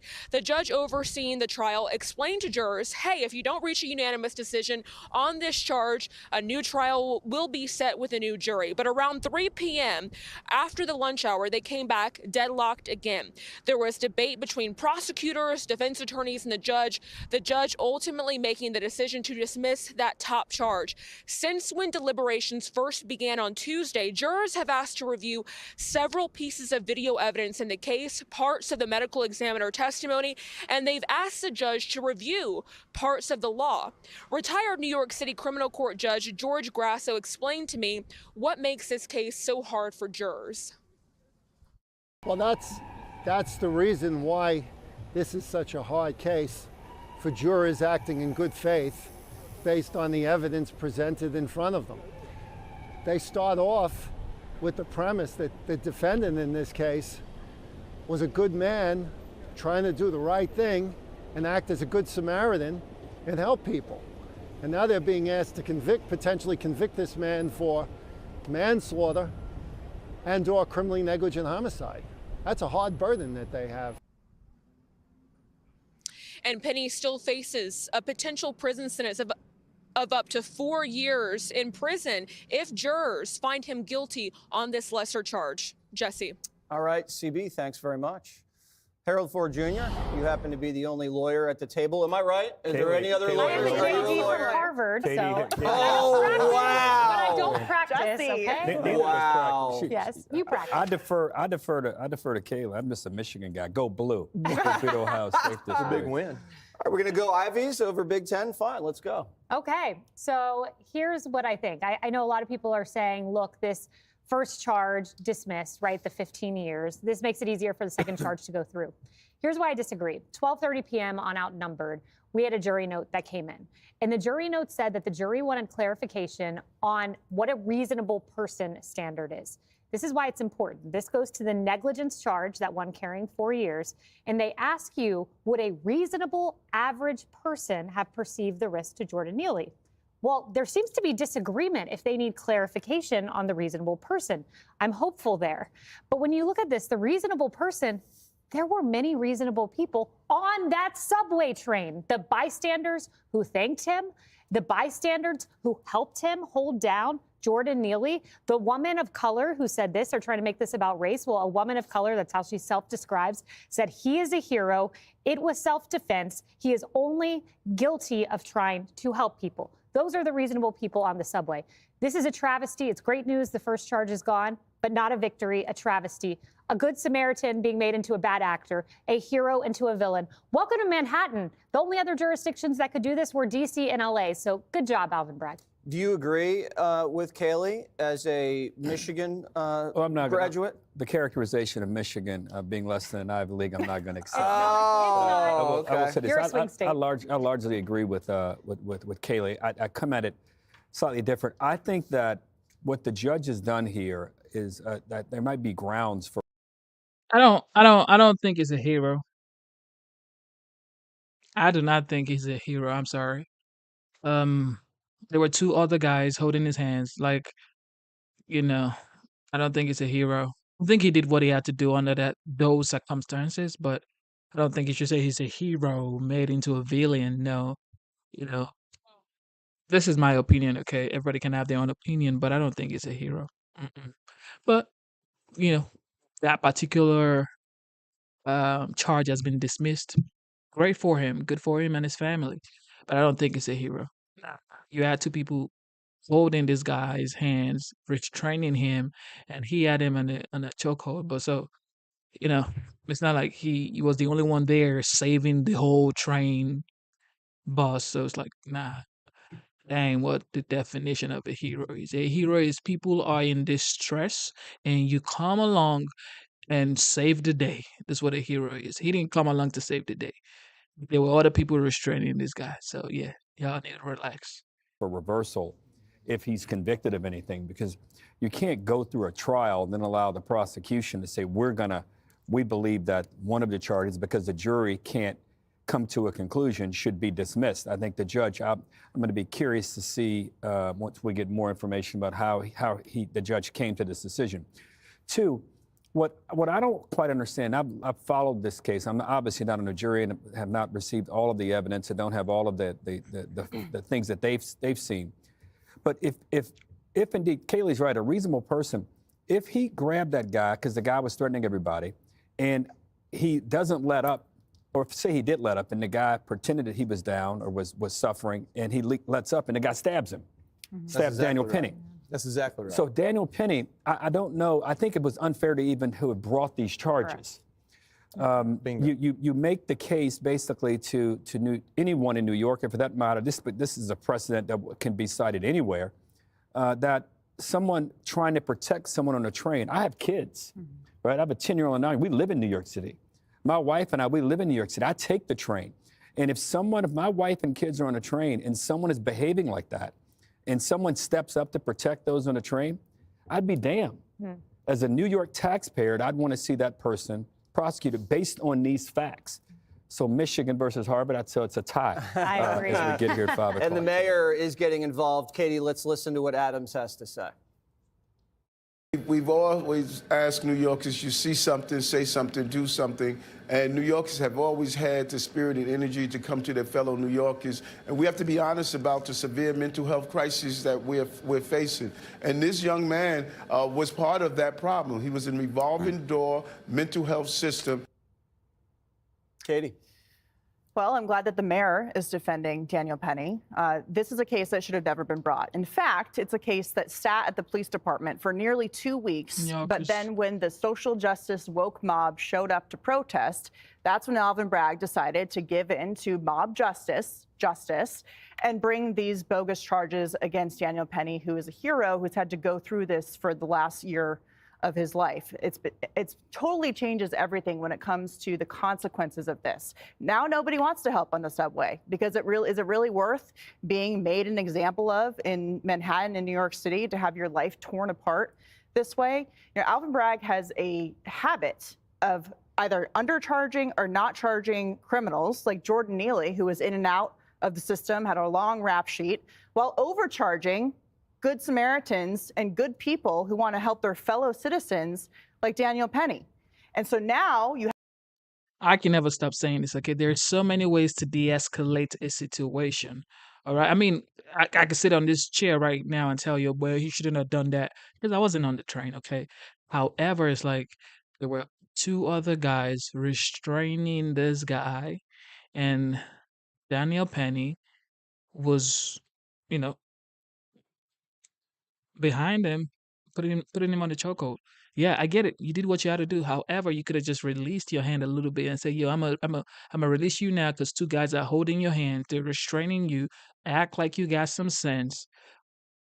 Can I let you go now? You know what I mean? Like, oh, just stay there for a while. Like, you don't have to, too hard. But look, I wasn't there. Okay, so I mean, it is what it is. De-escalation, bro. You have to de-escalate with some sense. De-escalation is the word. You have to de-escalate situations without, you know, causing harm, causing destruction, causing escalation, because that's the whole thing. You're trying to de-escalate. And this is why I voted for Trump, because he's trying to de-escalate this harm. He's trying to, like, he's trying to be a diplomat against the people in Russia, Ukraine, Iran, Israel, the Palestinian people. He's trying to be the diplomat. Okay, even North Korea. He was the first person to go to North Korea. So he's the master de-escalator. Okay, you have to de-escalate stuff. This is why I voted for Trump. I always respect people who know how to de-escalate in situations like that. I always have this judge pushing this till Monday when the first charge was dropped at 4 p.m. on a Friday. Used to be that you would work until you were done. So now this has to sit for the weekend. They're trying to squeeze out a guilty charge on the second charge, basically saying, well, they didn't get him on the first one, so now maybe they can get him on the second one. And the consequences of this for the entire country are so far-reaching in terms of what this man has been through. And the people who will suffer the most, of course, Daniel Penny is one of them, but it's the people on the train who will be at risk to these criminals who will now be able to say, well, I'm not the one who's going to be charged. In fact, people can go as a mob to the police station and to Alvin Bragg's office and demand that good people are charged when it's clearly, obviously self-defense, should have never happened. And they're not going to do anything, which means there'll be more innocent victims as a result of just bringing this case in the first place. Joey Jones. Yeah, I think this is a case where and this is not an original idea. I was talking to a friend just before the show, and he brought it up. Of like, you're looking at the intent. Yeah, y'all saying, well, like Shooter G says, not easy to de-escalate when your heart is pumping and adrenaline is pouring into your system. Only comes with experience. I like that word. Only comes with experience. So if you're not experienced, why should you be trying to be a superhero, causing somebody else's their lives? Okay, like it or not, that person that lost his life is somebody's son, somebody's brother, probably somebody's father. Who knows? Nobody knows. Okay, so I'm not saying what Jordan Neely did was nice, threatening on the subway, whatever, but you should not, if you're trying to de-escalate, if you know you don't have the experience, move, bro. Like, move. And also, this guy, Daniel Penny, was or is a Marine veteran. He's a Marine veteran. So thank you for your service, Daniel Penny. However, it's like that's why it's called de-escalation. There are ways to de-escalate without taking another man's life. You know, like I told you guys, there were two guys restraining Jordan Neely. There were two guys holding his arm down, holding his arm down, and Daniel Penny was putting this guy on a chokehold. Which I get it. Just like Shooter G says, he was full of adrenaline, but like if you don't have the experience, restraining his arm was all right. Was all right. Okay, was all right. Now saying he's a hero, nah, man. Because if it was just him and Jordan Neely, then I'll say he's a hero. Okay, he's a hero, but he was not the only person with Jordan Neely. There were two other guys restraining this guy's arm. So why would you say he's a hero? He didn't come from the back and say, "Oh, I'm coming to save the day." No, there were other guys there restraining this dog. He ain't no goddamn hero, bro. Hell no. He did what he had to do, but maybe he saved people on the train. Who knows? But he ain't no hero. But I'm glad he's free with his family. You know, he has a family too, just like Jordan Neely has a family too. But he did what he had to do, but he ain't no hero. Of the law versus the letter of the law. If you ask those same 12 jurors with the amount of evidence they've been shown today, and you present it to them and you said, should we indict him? You could probably get a unanimous no. But now that you've given them the facts and you've given them this second charge that is, I guess, ambiguous to say the least, there may be several people there that say this guy did the right thing, but by this law and these facts, we're going to have to convict him. And that's the real travesty here, is that you have a charge written in such a way that you can justify it with less facts than you should have to have more behind you there. I think some of the things that really hurt him is just about every witness that came up that said something the defense could use also said something the prosecution could use. Like the Marine combat instructor, ultimately the question was asked, did he do it correctly? And I think he said no, or he said something along the lines of he should have let up, at some point. And so there may be this narrow path there to where this jury feels compelled to convict on this second charge simply because they're being asked to, as opposed to are they being asked, is it right to put him in this situation to begin with? That's how I see it. Listen, this is not a regular citizen. This is a United States Marine that our federal government paid and programmed to stand up and do the right thing, even at his own detriment. On the battlefield, he gets a Bronze Star for that. Mm-hmm. In New York City, he gets what? 15 to 4 years in prison. Yeah. Great point. And so that just, it pisses me off, but it also blows my mind. Where I live in Georgia, I probably could have been justified at pulling a firearm on that guy if I felt like he was coming at me at any moment. We weren't there, so we don't know if he ever made this motion. We don't know if there was ever a specific point, but if there was any point like that, in my state, I'm justified to use a firearm to protect myself. And in this city, using the least lethal method, they're going to throw you in jail? Mm-hmm. I mean, it's horse crap is what it is. And what the court has done is terrible. I mean, I really do think this is grounds for reversal, what this judge has done. You can't just throw everything at the spaghetti on the wall, and then when the jury is deliberating, it's not going your way. So we'll pull that one down so the others. So I hope that the right thing happens here, but if it doesn't, this is certainly grounds for reversal, if not. And this isn't a pardonable situation, right? No. Because it's state. It's state. Kathy Hochul could do it. Everybody has their own opinion, okay? If it was like this guy said, in Georgia, which I live in Georgia, you don't need a permit to get, a firearm, but it is what it is. Everybody has their own conscience. Everybody has their own mind, and you can make your own decision as an adult and know how to this is look, you have your own opinion, okay? Like he said he could be justified if he pulled out a firearm. But look, even if you pulled it out, are you supposed to use it, or are you supposed to use it to scare him to back up? So some people may pull it out and use it. Some people may pull it out to scare him and just to let him go on his own. Live your life, bro. You're not gonna waste your life based on this. Okay, I'm gonna let you go because I know you got a family. I got a family, but you ain't finna touch these people over here. So move away real fast. You don't want smoke, bro. Easy, de-escalate stuff. But some people may pull it out to use it, and then that's the end of another family. That's the end of another life.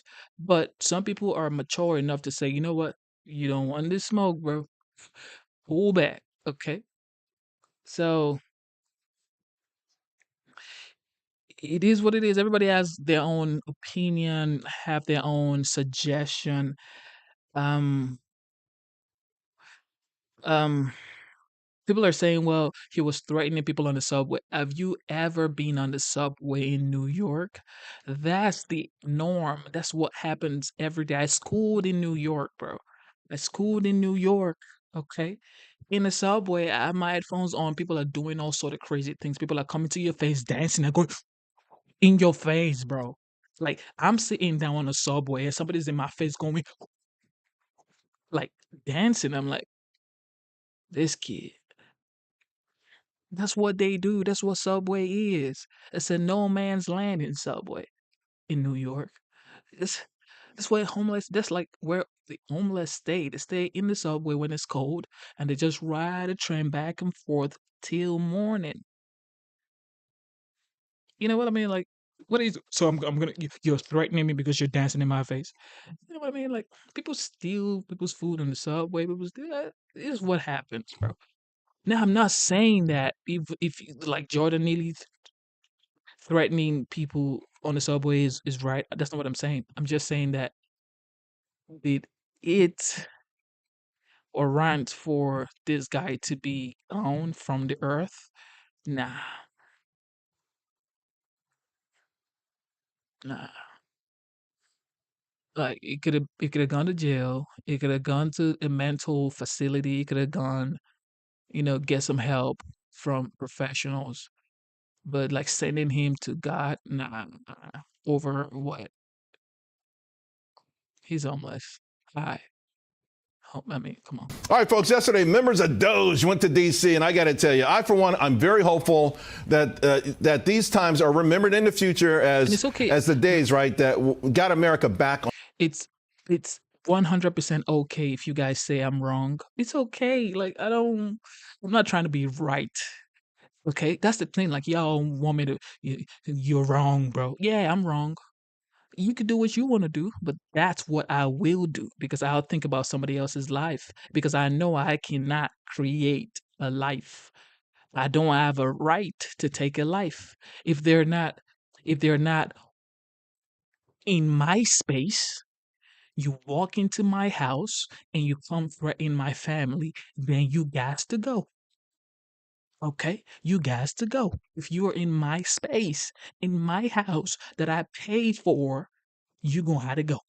But if I'm on like a public space where it's like a lot of people and you're coming and do run your mouth, don't touch me though. Run your mouth, don't touch me though. Okay? I'm not gonna come touch you because you're running your mouth. I'm a big boy, bro. I pay bills. I got responsibilities. I got a 5-year-old daughter. I'm not trying to look for issues. Don't touch me. Don't touch my loved ones. Do your thing. Run your mouth. Say what you want to say. Say F me, F my family, say what you want to say, bro. It's all mouth. No matter what you say, I don't care. A grown man don't care about words, okay? You don't care about words because words cannot hurt. Words don't hurt me, bro. But if you do come to my space, then you're gonna have to you looking for some smoke, okay? But I'm not gonna end another man's life just because it's running his mouth. Nah. on its feet. And so this stop, I think, was really amazing. But it's amazing, hopefully, for our children and grandchildren. But speaking of which, I did ask the viewers to caption the photo that will become iconic, right? It already is. Spencer says it's Marlon Brando and Al Pacino, Doge Father 1 and Doge Father 2. Another viewer saying Elon is teaching his son to be president in 40 years. Might be sooner. Ivan tweets, bring your kid to work day. Such an awesome picture. Monique writes, we got a lot of work to do that. Joining me now, Walzer Wealth Management President Rebecca Walzer and Federalist Elections Correspondent Brianna Lyman. All right, first ladies, caption the photo. What would you caption it? My caption is, I'm going to rip your budget apart, so I'm bringing my kids so you can't yell at me. I like the blow up we had this week in Congress, right? Good one, yeah. I think it's the future of America sits on Elon's shoulders. If he can get Doji through, he can save America. All right, I think we came, we saw, and we're going to conquer this bad boy. Now the question is, on that note, Brianna, can they conquer?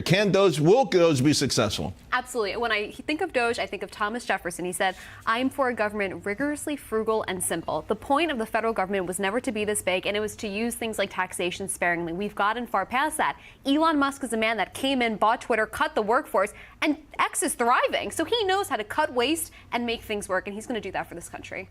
What do you think? I think that I love it, but if it's just done by executive order, we're going to constantly have this, oh, we are in the Paris Climate Accord, we're not. Oh, we're doing this, we're not. I mean, there has to be something that's more foundational change here. A big key, I think, is going to be Republicans. You know, I really feel like, you know, there's still some older school Republicans that, here's the thing. Senators are saying to themselves, listen, I'll be here 2 years after you're gone, President Trump. So somehow there's got to be massive pressure put on them. Here's the good news.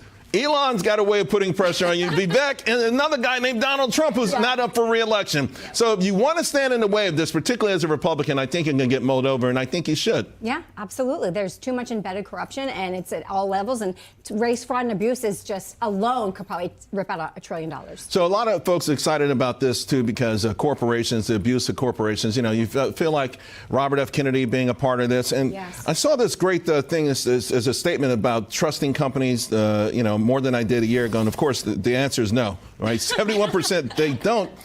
What do you say about that? Because trust overall everywhere in institutions, Brianna, everywhere seems to have faded mightily. What do you say about a nation that can't trust its corporations, can't trust its elected officials, can't trust its institutions? I think this is a nation that's well aware of what's going on behind the scenes. They know what's designed against them. And when we talk about corporations, for example, they have these DEI policies. They're no longer focused on the product. We get products that come from China, break in 2 years if you're lucky to get it that long. Americans want something that has foundation that they can go back to, go again. And until corporations make that their focus and not DEI woke initiatives, they're going to continue losing the American trust. I mean, Charles, you know, I just don't even know what to say about it. It's just unbelievable. If you look at the actual numbers in 2020, you kind of saw it was 50 and kind of went up a little bit to 2022, like 52% now don't trust. But from 2022 to present day, it went from the 50s to the 70s. Right. So I think Robert Kennedy is a game changer. And what we need to see now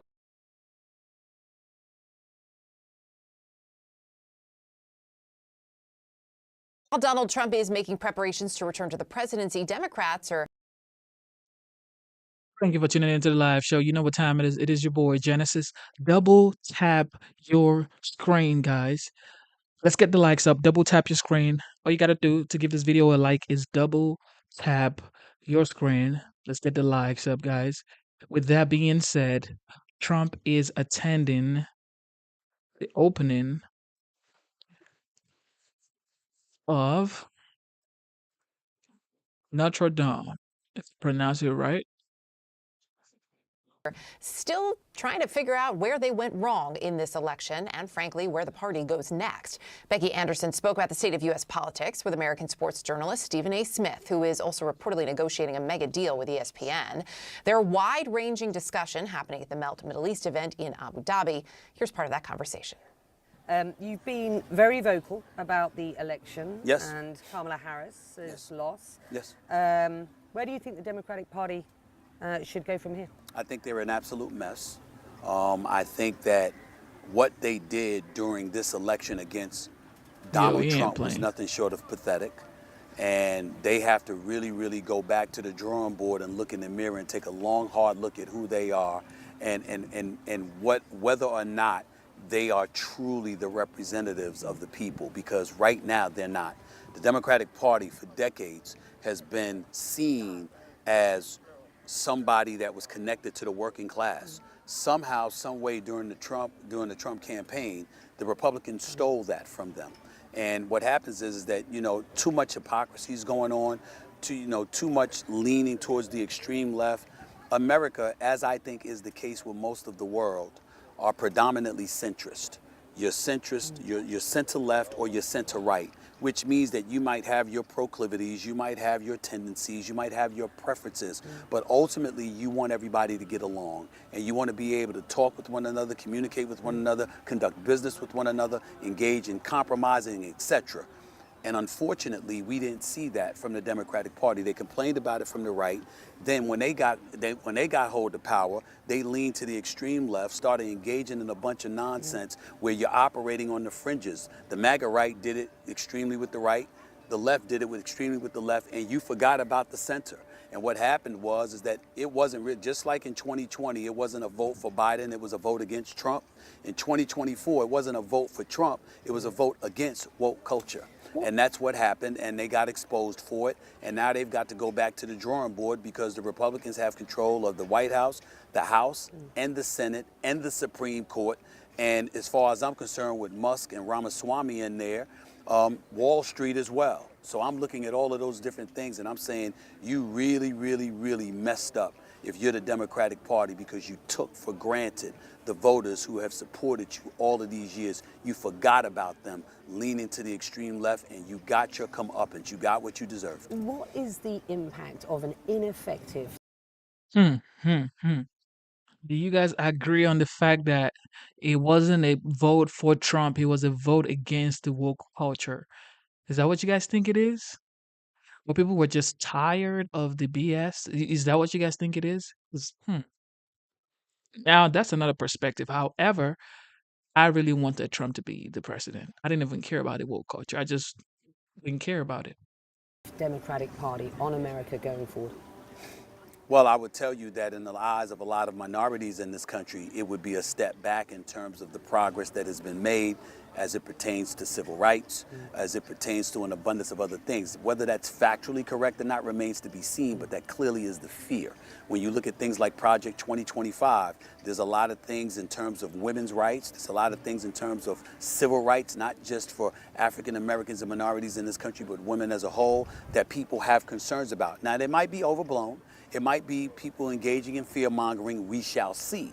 But in the end, the fact is that when you look at the GOP, they have control. And if they're catering to their constituency and there's a constituency that's saying that's what they're looking for, then that's a fear that you have to address. And again, the Democratic Party put themselves in that position because the reason, in my opinion, why Trump really won the election is because as chaotic and as divisive as he may be, he was considered closer to normalcy than what the left was forcing us to inhale, if you can believe that, in the United States.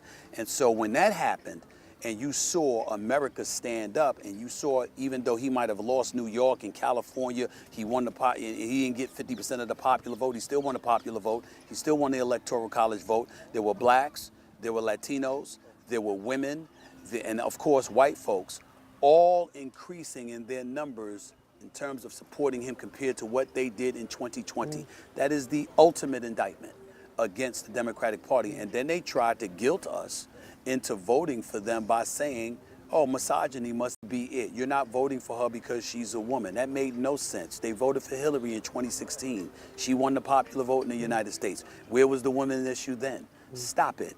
You lost because you didn't. I'm not talking about Kamala Harris. I'm talking about the Democratic Party. You lost because you didn't do what you were supposed to do. And as a result, you alienated the American public and turned them against you. You brought it on yourself. Yes, sir. Thank you for tuning in one more time. Here we go. Double tap your screen. Let's get the likes up. Let's get the likes Welcome up, back. guys. Now look at where markets ended a week of new record highs with jobs bouncing back. The November jobs report showing more jobs added to the economy last month than expected. 227,000 jobs added to the economy versus the 200,000 expected. But the unemployment rate did tick up to 4.2% from 4.1% in October. Joining me now is Trump economic advisor and Unleash Prosperity co-founder Steve Moore and former CKE restaurant CEO Andy Puzder. Gentlemen, great to see you both. Thanks so much for being here. Let's talk about these jobs numbers for the month of November. Steve Moore, kick us off. Your reaction. Well, it's a healthy job market. There's no question about it. These were decent numbers, not great numbers, but good numbers. One of the things that we've talked about on your show for the last year, though, Maria, is we continue to see government jobs expanding, even though we're running a $2 trillion deficit in government. And the private sector, especially manufacturing, continues to lose jobs. So that's a worry. In other words, we're creating jobs in the sector of the economy we want to see them reduce. And we're losing jobs in some of the areas that are the blue-collar jobs that Americans want to see come back. What do you think, Andy Puzder? I think Steve's absolutely right. I do think with President Trump in office, we're going to see that turn around. I think we're going to see the government jobs begin to decline and private sector begin to increase. We certainly, over the past year, we've actually lost about 725,000 people employed under the household survey. And that's a result from a loss of 1.1 million private sector jobs, but the addition of 384,000 government jobs. So that's a trend we need to see reverse. I'd also like to see more full-time jobs. We've got full-time jobs dropped 100,000 in this November report, and that's not a good sign. We want to see people getting better jobs. We want to see incomes increasing based not only on wages going up, but on the number of hours that people work. So I want to see better jobs. I want to see more private sector jobs. I want to see more full-time jobs. But all in all, I think it was an okay report. I don't think it indicates that President Trump's inheriting this incredibly strong Biden economy. I think there's a lot of weakness here, but it wasn't a bad report. Well, I mean, what about debt? The national debt at a record high. Penn Wharton says that the country has 20 years to fix it. And then after that, no amount of tax increases or spending cuts can avoid the risk of default. Doge and Trump's new economic team are in place or getting ready to be in place. They're meeting in Washington, obviously. Can his incoming administration turn this around, Steve? Yeah, of course they can, and they will. And look, the problem with the Penn Wharton model is that it predicts that we're going to have like 1.8% economic growth, and we want to have 3 to 3.5% growth. And if you get that, you start to bend that curve down really quickly. And Trump gets that, by the way. I've had many conversations, I know Andy has as well, with President Trump. He knows if you grow the denominator, in other words, you make the economy bigger, a lot of these debt problems go away. But then you also mentioned the other part of the equation, which I'm super excited about, is this Doge Efficiency Commission, which I really believe could find, I don't know if we can find trillions, but I think we could find hundreds and hundreds of billions of dollars that we could cut. And I would say, Maria, most Americans wouldn't even know it was missing because it doesn't have any impact on our lives. I want to ask you about Paul Atkins, one of the nominations which President Trump announced this past week. Atkins is real positive for the digital assets and crypto space, but probably most importantly, he comes in to replace Gary Gensler, who has been putting rules and regulations on business from day one. And there's a real upset about that. And Paul Atkins has been repeatedly arguing that excessive SEC enforcement is causing leading-edge crypto developers to look at Asia and Europe rather than the United States. Paul Atkins as the new incoming Securities and Exchange Commission chairman. Steve Moore, Impact. What do you think? Nobody better than Paul Atkins. He understands these markets better than anyone. We need more IPOs in this country. It's a record low. Why is that? Because of regulations on corporations. Nobody knows that better than Andy Puzder. He ran a major corporation. Yeah, absolutely. Go ahead, Andy. Sorry. Go ahead, Andy. I think one of the reasons that business optimism has been surging since President Trump's election, one of the contributing factors to that is that Paul Atkins was appointed to this position at the SEC and that Gensler will be gone. So I think totally this is a huge move. Yeah, I totally agree. Gentlemen, it's great to talk with you. Thanks so much. With that being said,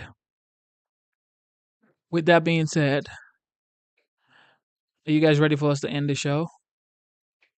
And I will be back in about 4 hours, or you want to keep going? Okay, let's find one more, and we're gonna do one more, and that may be it. But I just want to say thank you for being here. Thank you for being part of the show. Thank you for liking the live stream. Double tap your screen twice. Let's get the likes up, and subscribe to the channel if you haven't subscribed. Okay, back to Danielle Penny. Okay, this is another update on Danielle Penny's case. People are talking about Bragg, talking about is a racial issue. My conversation about, or my opinion about Danielle Penny is not racial at all. Okay, it's just solely based on another person's life. That's it. After news broke that the manslaughter charge was dismissed, legal expert Jonathan Turley posted on X that this is what DA Alvin Bragg actually wanted all along in setting up a possible compromise verdict. Well, let's talk about that and everything else. Joining us now with more, Harvard Law Professor Emeritus Alan Dershowitz and Fox News legal analyst Greg Jarrett. Gentlemen, thanks for joining me again tonight. Important issues here we're facing. Greg, I want to start with you. At first blush, that this dismissal of the manslaughter charge seems like good news.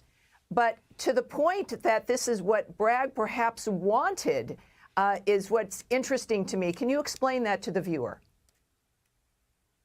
Well, it is a partial victory for the defense that prosecutors threw in the towel on the top charge that they should never have brought, and then the judge dismissed it. But in doing so, Judge Wiley, I think, created what looks like reversible error so that if the jury convicts on the lesser charge next week, it would be overturned on appeal. Why?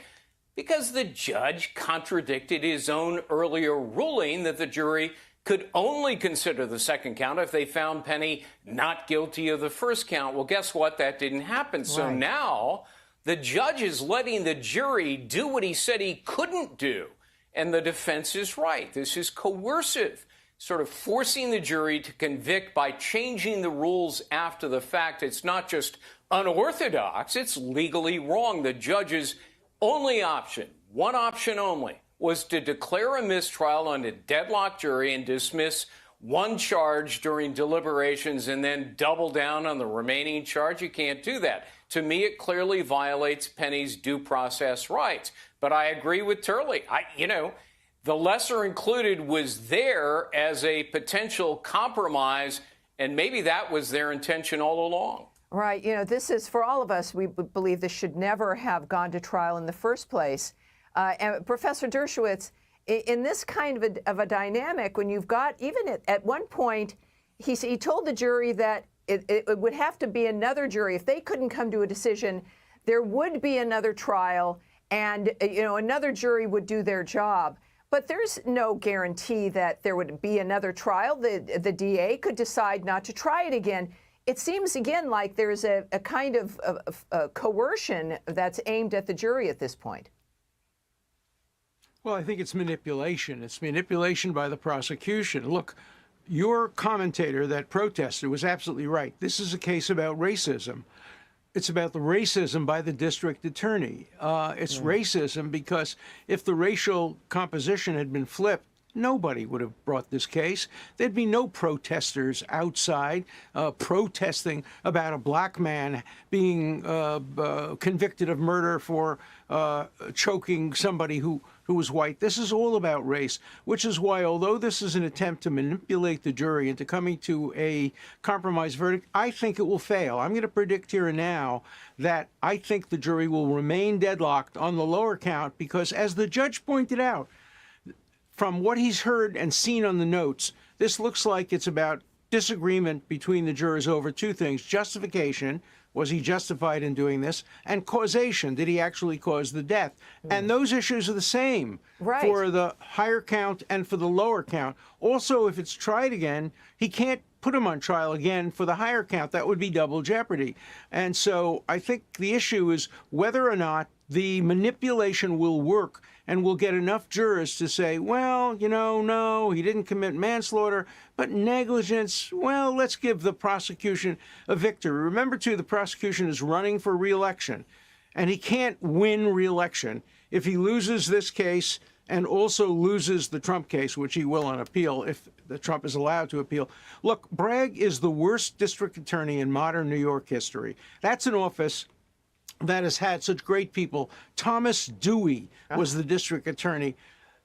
Morgenthau was the district attorney. Hogan was the district attorney. These are great DAs, and now we have Bragg. My God, he is lowering the office to the lowest possible level and diminishing the respect that all New Yorkers have for what was once a great office located in the Hogan building. And it will never be called the Bragg building. I guarantee you that. You know, it's a great office. It's a great city, all of which deserve better. And Greg, I'll ask you the same thing. What do you think this jury is going to do? I mean, a man's liberty is at stake, and if you're going to, you know, kind of do piecemeal things to placate the prosecution, or you feel pressured by a judge, how is that justice at all for when somebody's liberty is at stake? Oh, it's not justice at all. As I said, the case should never have been brought. The top count, certainly not. And the fact that the deadlocked jury is still there, and I think they'll still be deadlocked on Monday, a reflection of the liberal views in New York and the public pressure that social activists have applied resulted in this case. They care less about law and order and more about identity politics. If Neely was white, Penny black, this case wouldn't have been brought.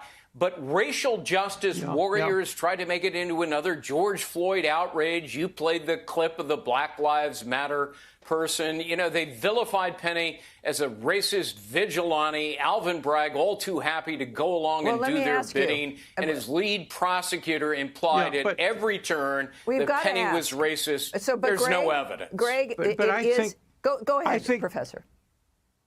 Well, I think this case was hung before they heard any evidence. I think as soon as the jury was selected.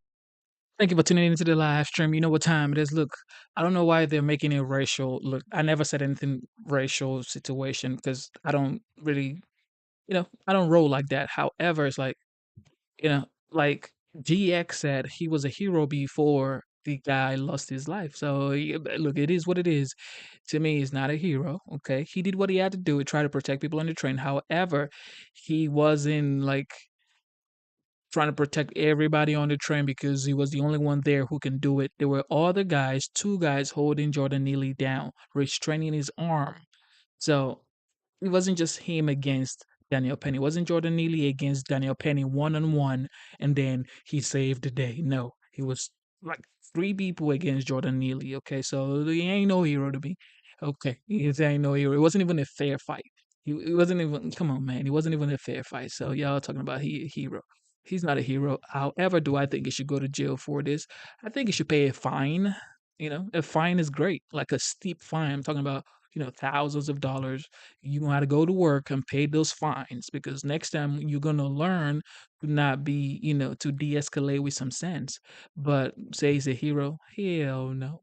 Elected, this became a hung jury that some members of the jury said, we don't care about the evidence. If a black man is killed by a white man, there's guilt. And you're not going to shake that. No amount of reading back of transcripts, no amount of evidence, no amount of instruction is going to shake that. So I think that the people who have voted for a hung jury, basically on the top count, they're going to stick with it on the lower count. I don't think you're going to move people by the law or the facts. You're going to move them only by the emotions of race, and that's what Bragg has been playing into, and it's a disgrace. But see, then, Greg, that's I think exactly the point, is that the things that made this indeterminate. And Leo Wood says, let me go to Leo Wood's first comment. So this is what I like, because I got a child, so I can really speak on these issues. Leo Wood said, teachers do more than parents, so don't disrespect them. Nope. Wrong. You are absolutely wrong. Personally, okay, you talk about generally parent, whatever you want to say, but I'm a parent, I'm a father, my daughter is 5 years old, she doesn't go to school, she's homeschooled by me. I clean my daughter up, I feed my daughter, I cut her nails, I make sure she's clean, I change her clothes. Like, bro, nope. What you mean parent do more than me? And now it's like, do you, bro? I don't think anybody on earth can actually do more for my child than I will. It's not even a conversation. Like, I ain't finna even go down that path with you, bro. You would say what you gotta say, but nah, you can say people, all the parents, but me, Genesis, bro, hell no. Like, nah, not with my daughter, bro. For the manslaughter charge is exactly the same as Professor Dershowitz noted for this other charge. So there's unless somebody makes a decision because they've been bullied or pressured. But I think in this kind of a trial, I think that's less likely in this kind of a case. Yes. So what do you think they're going to do? Can you read the tea leaves here for a minute? Yeah, if you look at the questions they asked over and over and over of the judge, please explain to us the law on justification.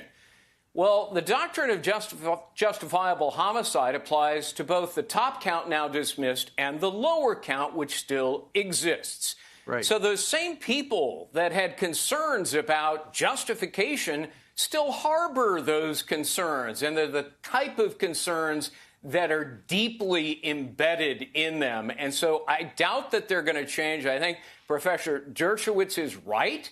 There's still going to be a hung jury on Monday, but we'll have to wait and see. We will. And, this is perhaps the best case scenario. There's one possibility. The best case scenario. Yeah, there's one possibility that Yeah. Go ahead. I'm sorry. There's one possibility of the case being unhung, and that is fear. Fear on the part of some of the jurors who would vote for acquit. You have these people standing outside shouting racial epithets. One of them was shouting homophobic epithets at the defendant in the case. Nobody knows what his sexual orientation is. Yeah. Nobody should care.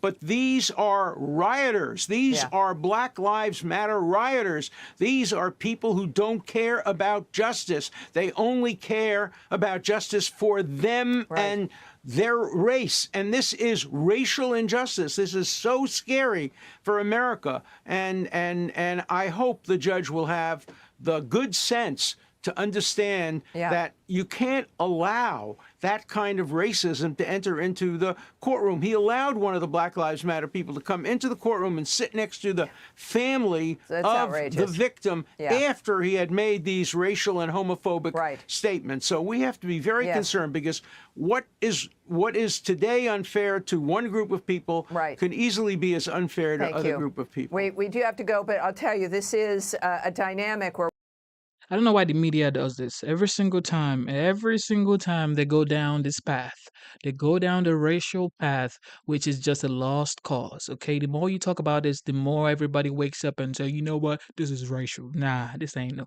This is just a negligent person who took the situation too far. Like GX said, he's a good Samaritan. He made a mistake. He went too far. He didn't mean to go too far. He was just negligent, okay? He was negligent. And he knows. Like, he definitely knows. Like, you could watch a video of him talking, like we saw yesterday on X. He didn't know the guy was going to, like, go that way. Like, he didn't know he was trying to, he said he was just trying to, I guess, protect himself, but he's a good Samaritan, yes. Did he go too far? Yes. Okay, he didn't mean to even, he said it himself. I didn't mean to, hurt him or whatever, but I just wanted to restrain him. But the problem here is two other guys were restraining his arm, my dog. Yo, Daniel. Two other guys were restraining his arm, but you're saying that you were also trying to restrain him. So it's three people trying to restrain one guy. Who is he? Goliath? Like, come on, man. we've seen too often, of course, with the Jewish community here in New York and around the country, this jury refusing to participate with another deadlock would be obviously the best news we could have at this point. Professor Dershowitz, Greg Jarrett, great job. Thank you very much. Hey, Sean Hannity here. Hey, click here. All right. Last one.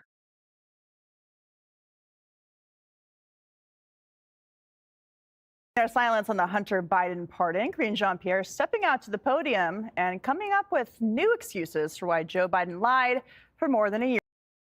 Now, I don't know what you guys think about pardon of Hunter Biden, even if the president said he wasn't going to, even though the president said he wasn't going to pardon his son.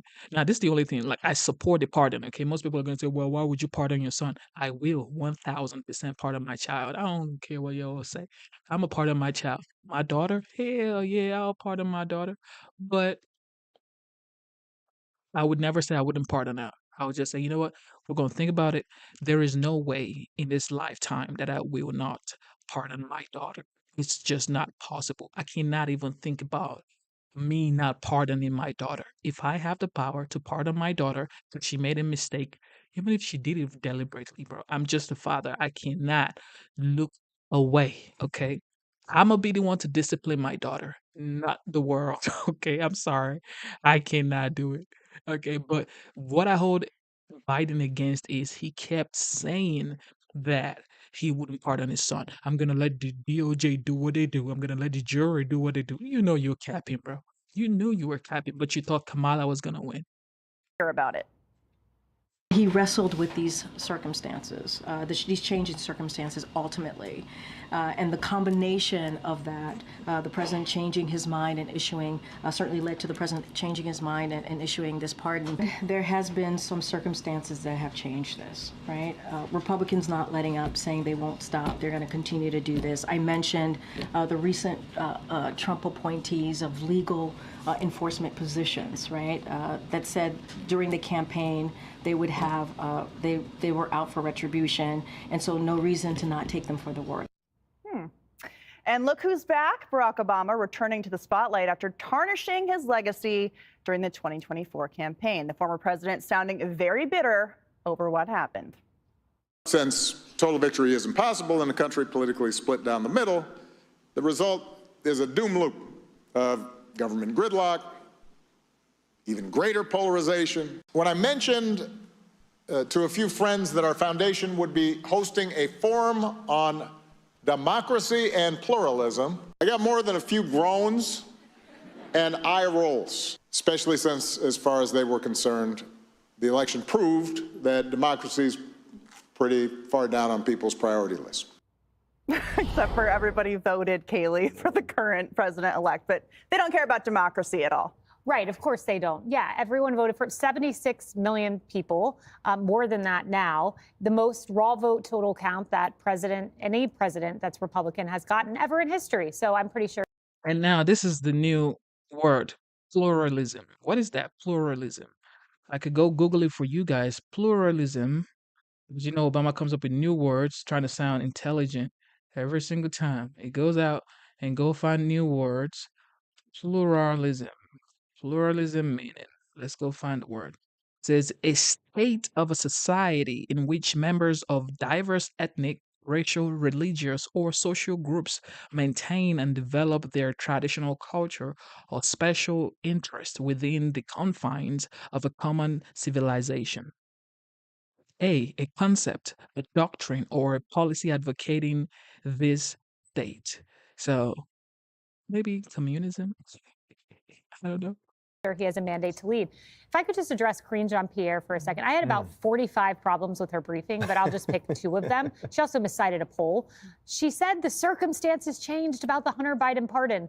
No, they did not. They said after the plea deal, they would never pardon him. The only circumstance that changed was Joe Biden and Kamala Harris losing, not becoming president, not having Democrats continue in that role. Then she says he decided this weekend, except we have NBC reporting that they discussed the pardon as far back as June and said publicly they would not do it despite having internal turmoil. She should be livid at the president for putting her in this position, and the press should be livid. But instead, like delicate little wallflowers, they sat back, allowed her to mislead them. Where was the Jim Acosta, the Caitlin Collins, the ferocious roar of the press corps? It wasn't there today because they don't do their jobs. So, Jesse, you know, Hunter Biden knows way too much about the big guy to be serving any time in federal prison. It was never a question that he was getting a pardon from his dad.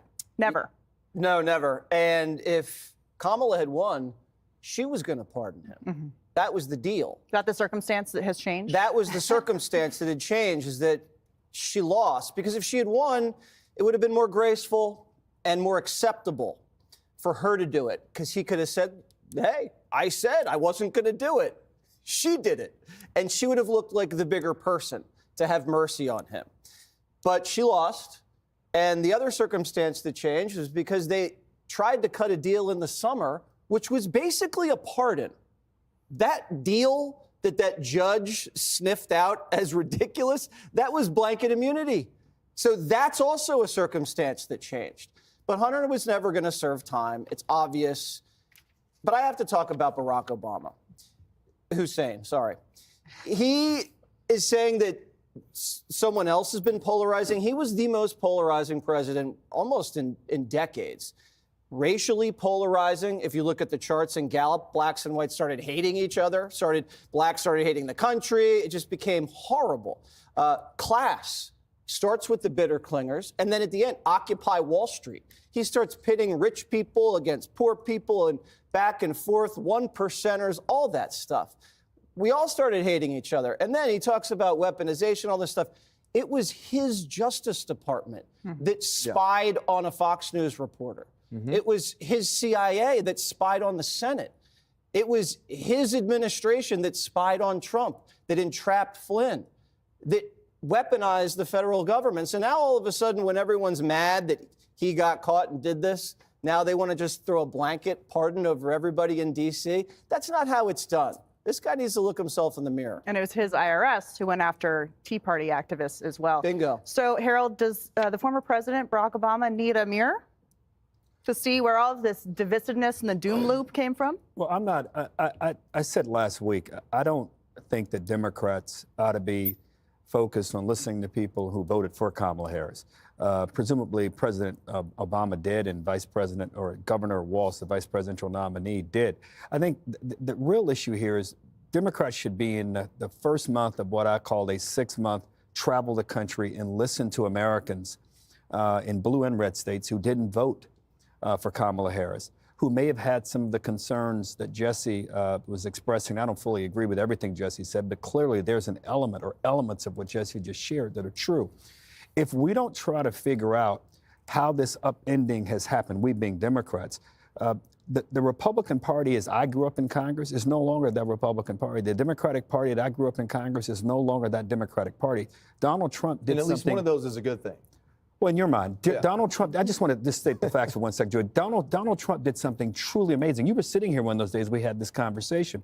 He has made working class Americans the party of Donald Trump. It's not the Republican, it's Donald Trump. And if Democrats are serious about finding ways in which to resonate with that group again, they better get an answer on the border.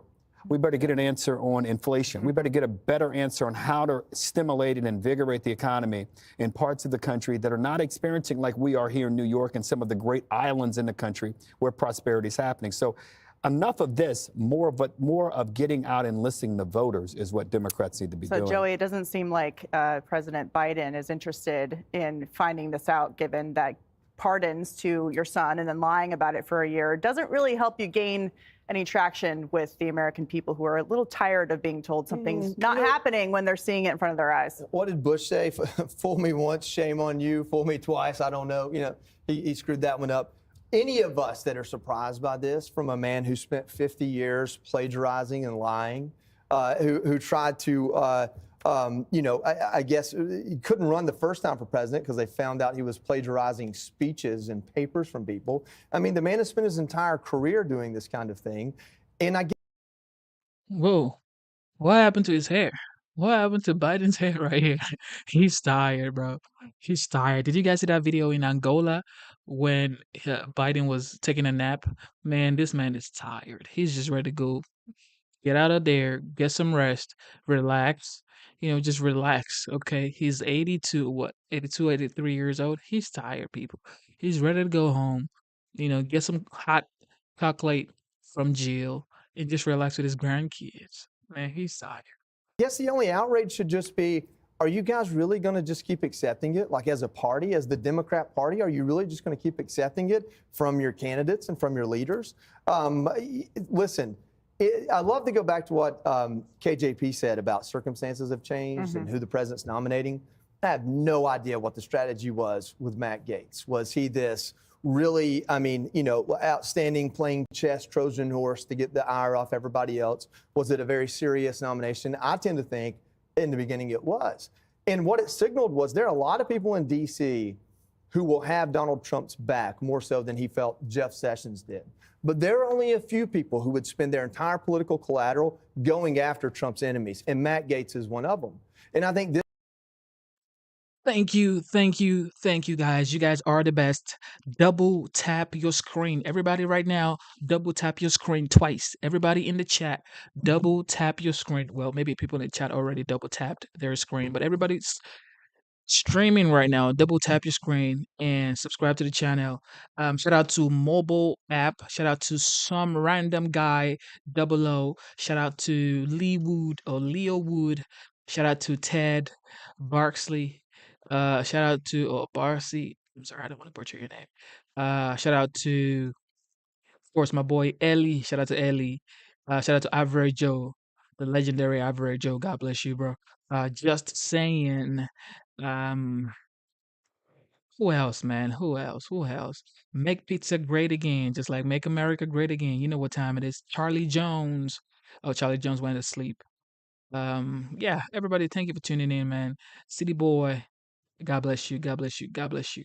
Thank you for tuning into the live show. Alex SW, you know what time it is, Alex. God bless you for tuning in. Joel Wright, you know what time it is, Joel. God bless you guys. You guys are the best. We will be back here. We will be back here. Thank you to all the veterans. Thank you to all the veterans in the chat. Thank you to everybody trying their best just to be better, do better, act better, and be a better person for their family, for their kids, for their for the society. You know what I mean? So stay strong. Never give up on yourself. Never give up on God. Never give up on your dreams. Believe in yourself. Believe in your dreams. Believe in God, okay? Instead of looking for perfection, seek for consistency. Every single day, keep going. Don't stop. It's hard. Life is hard. Life is definitely hard. However, this is how we separate. This is how we differentiate ourselves from the other guys who do not want to do the work, okay? Stay strong, people. Stay strong. God is your strength. And stay solid, man. Stay solid. And have your own opinions. Okay. This is why we do this show. Everybody can have their own opinions on the chat. And I can have my own opinion. I don't have to not like you because you don't agree with me. It's just what life is. Life is full of different views, different opinions, and we can still coexist. All right. God bless you guys. You guys are the best. God bless you. It is your boy Genesis. You know what time it is. Double tap your screen, and I am signing out.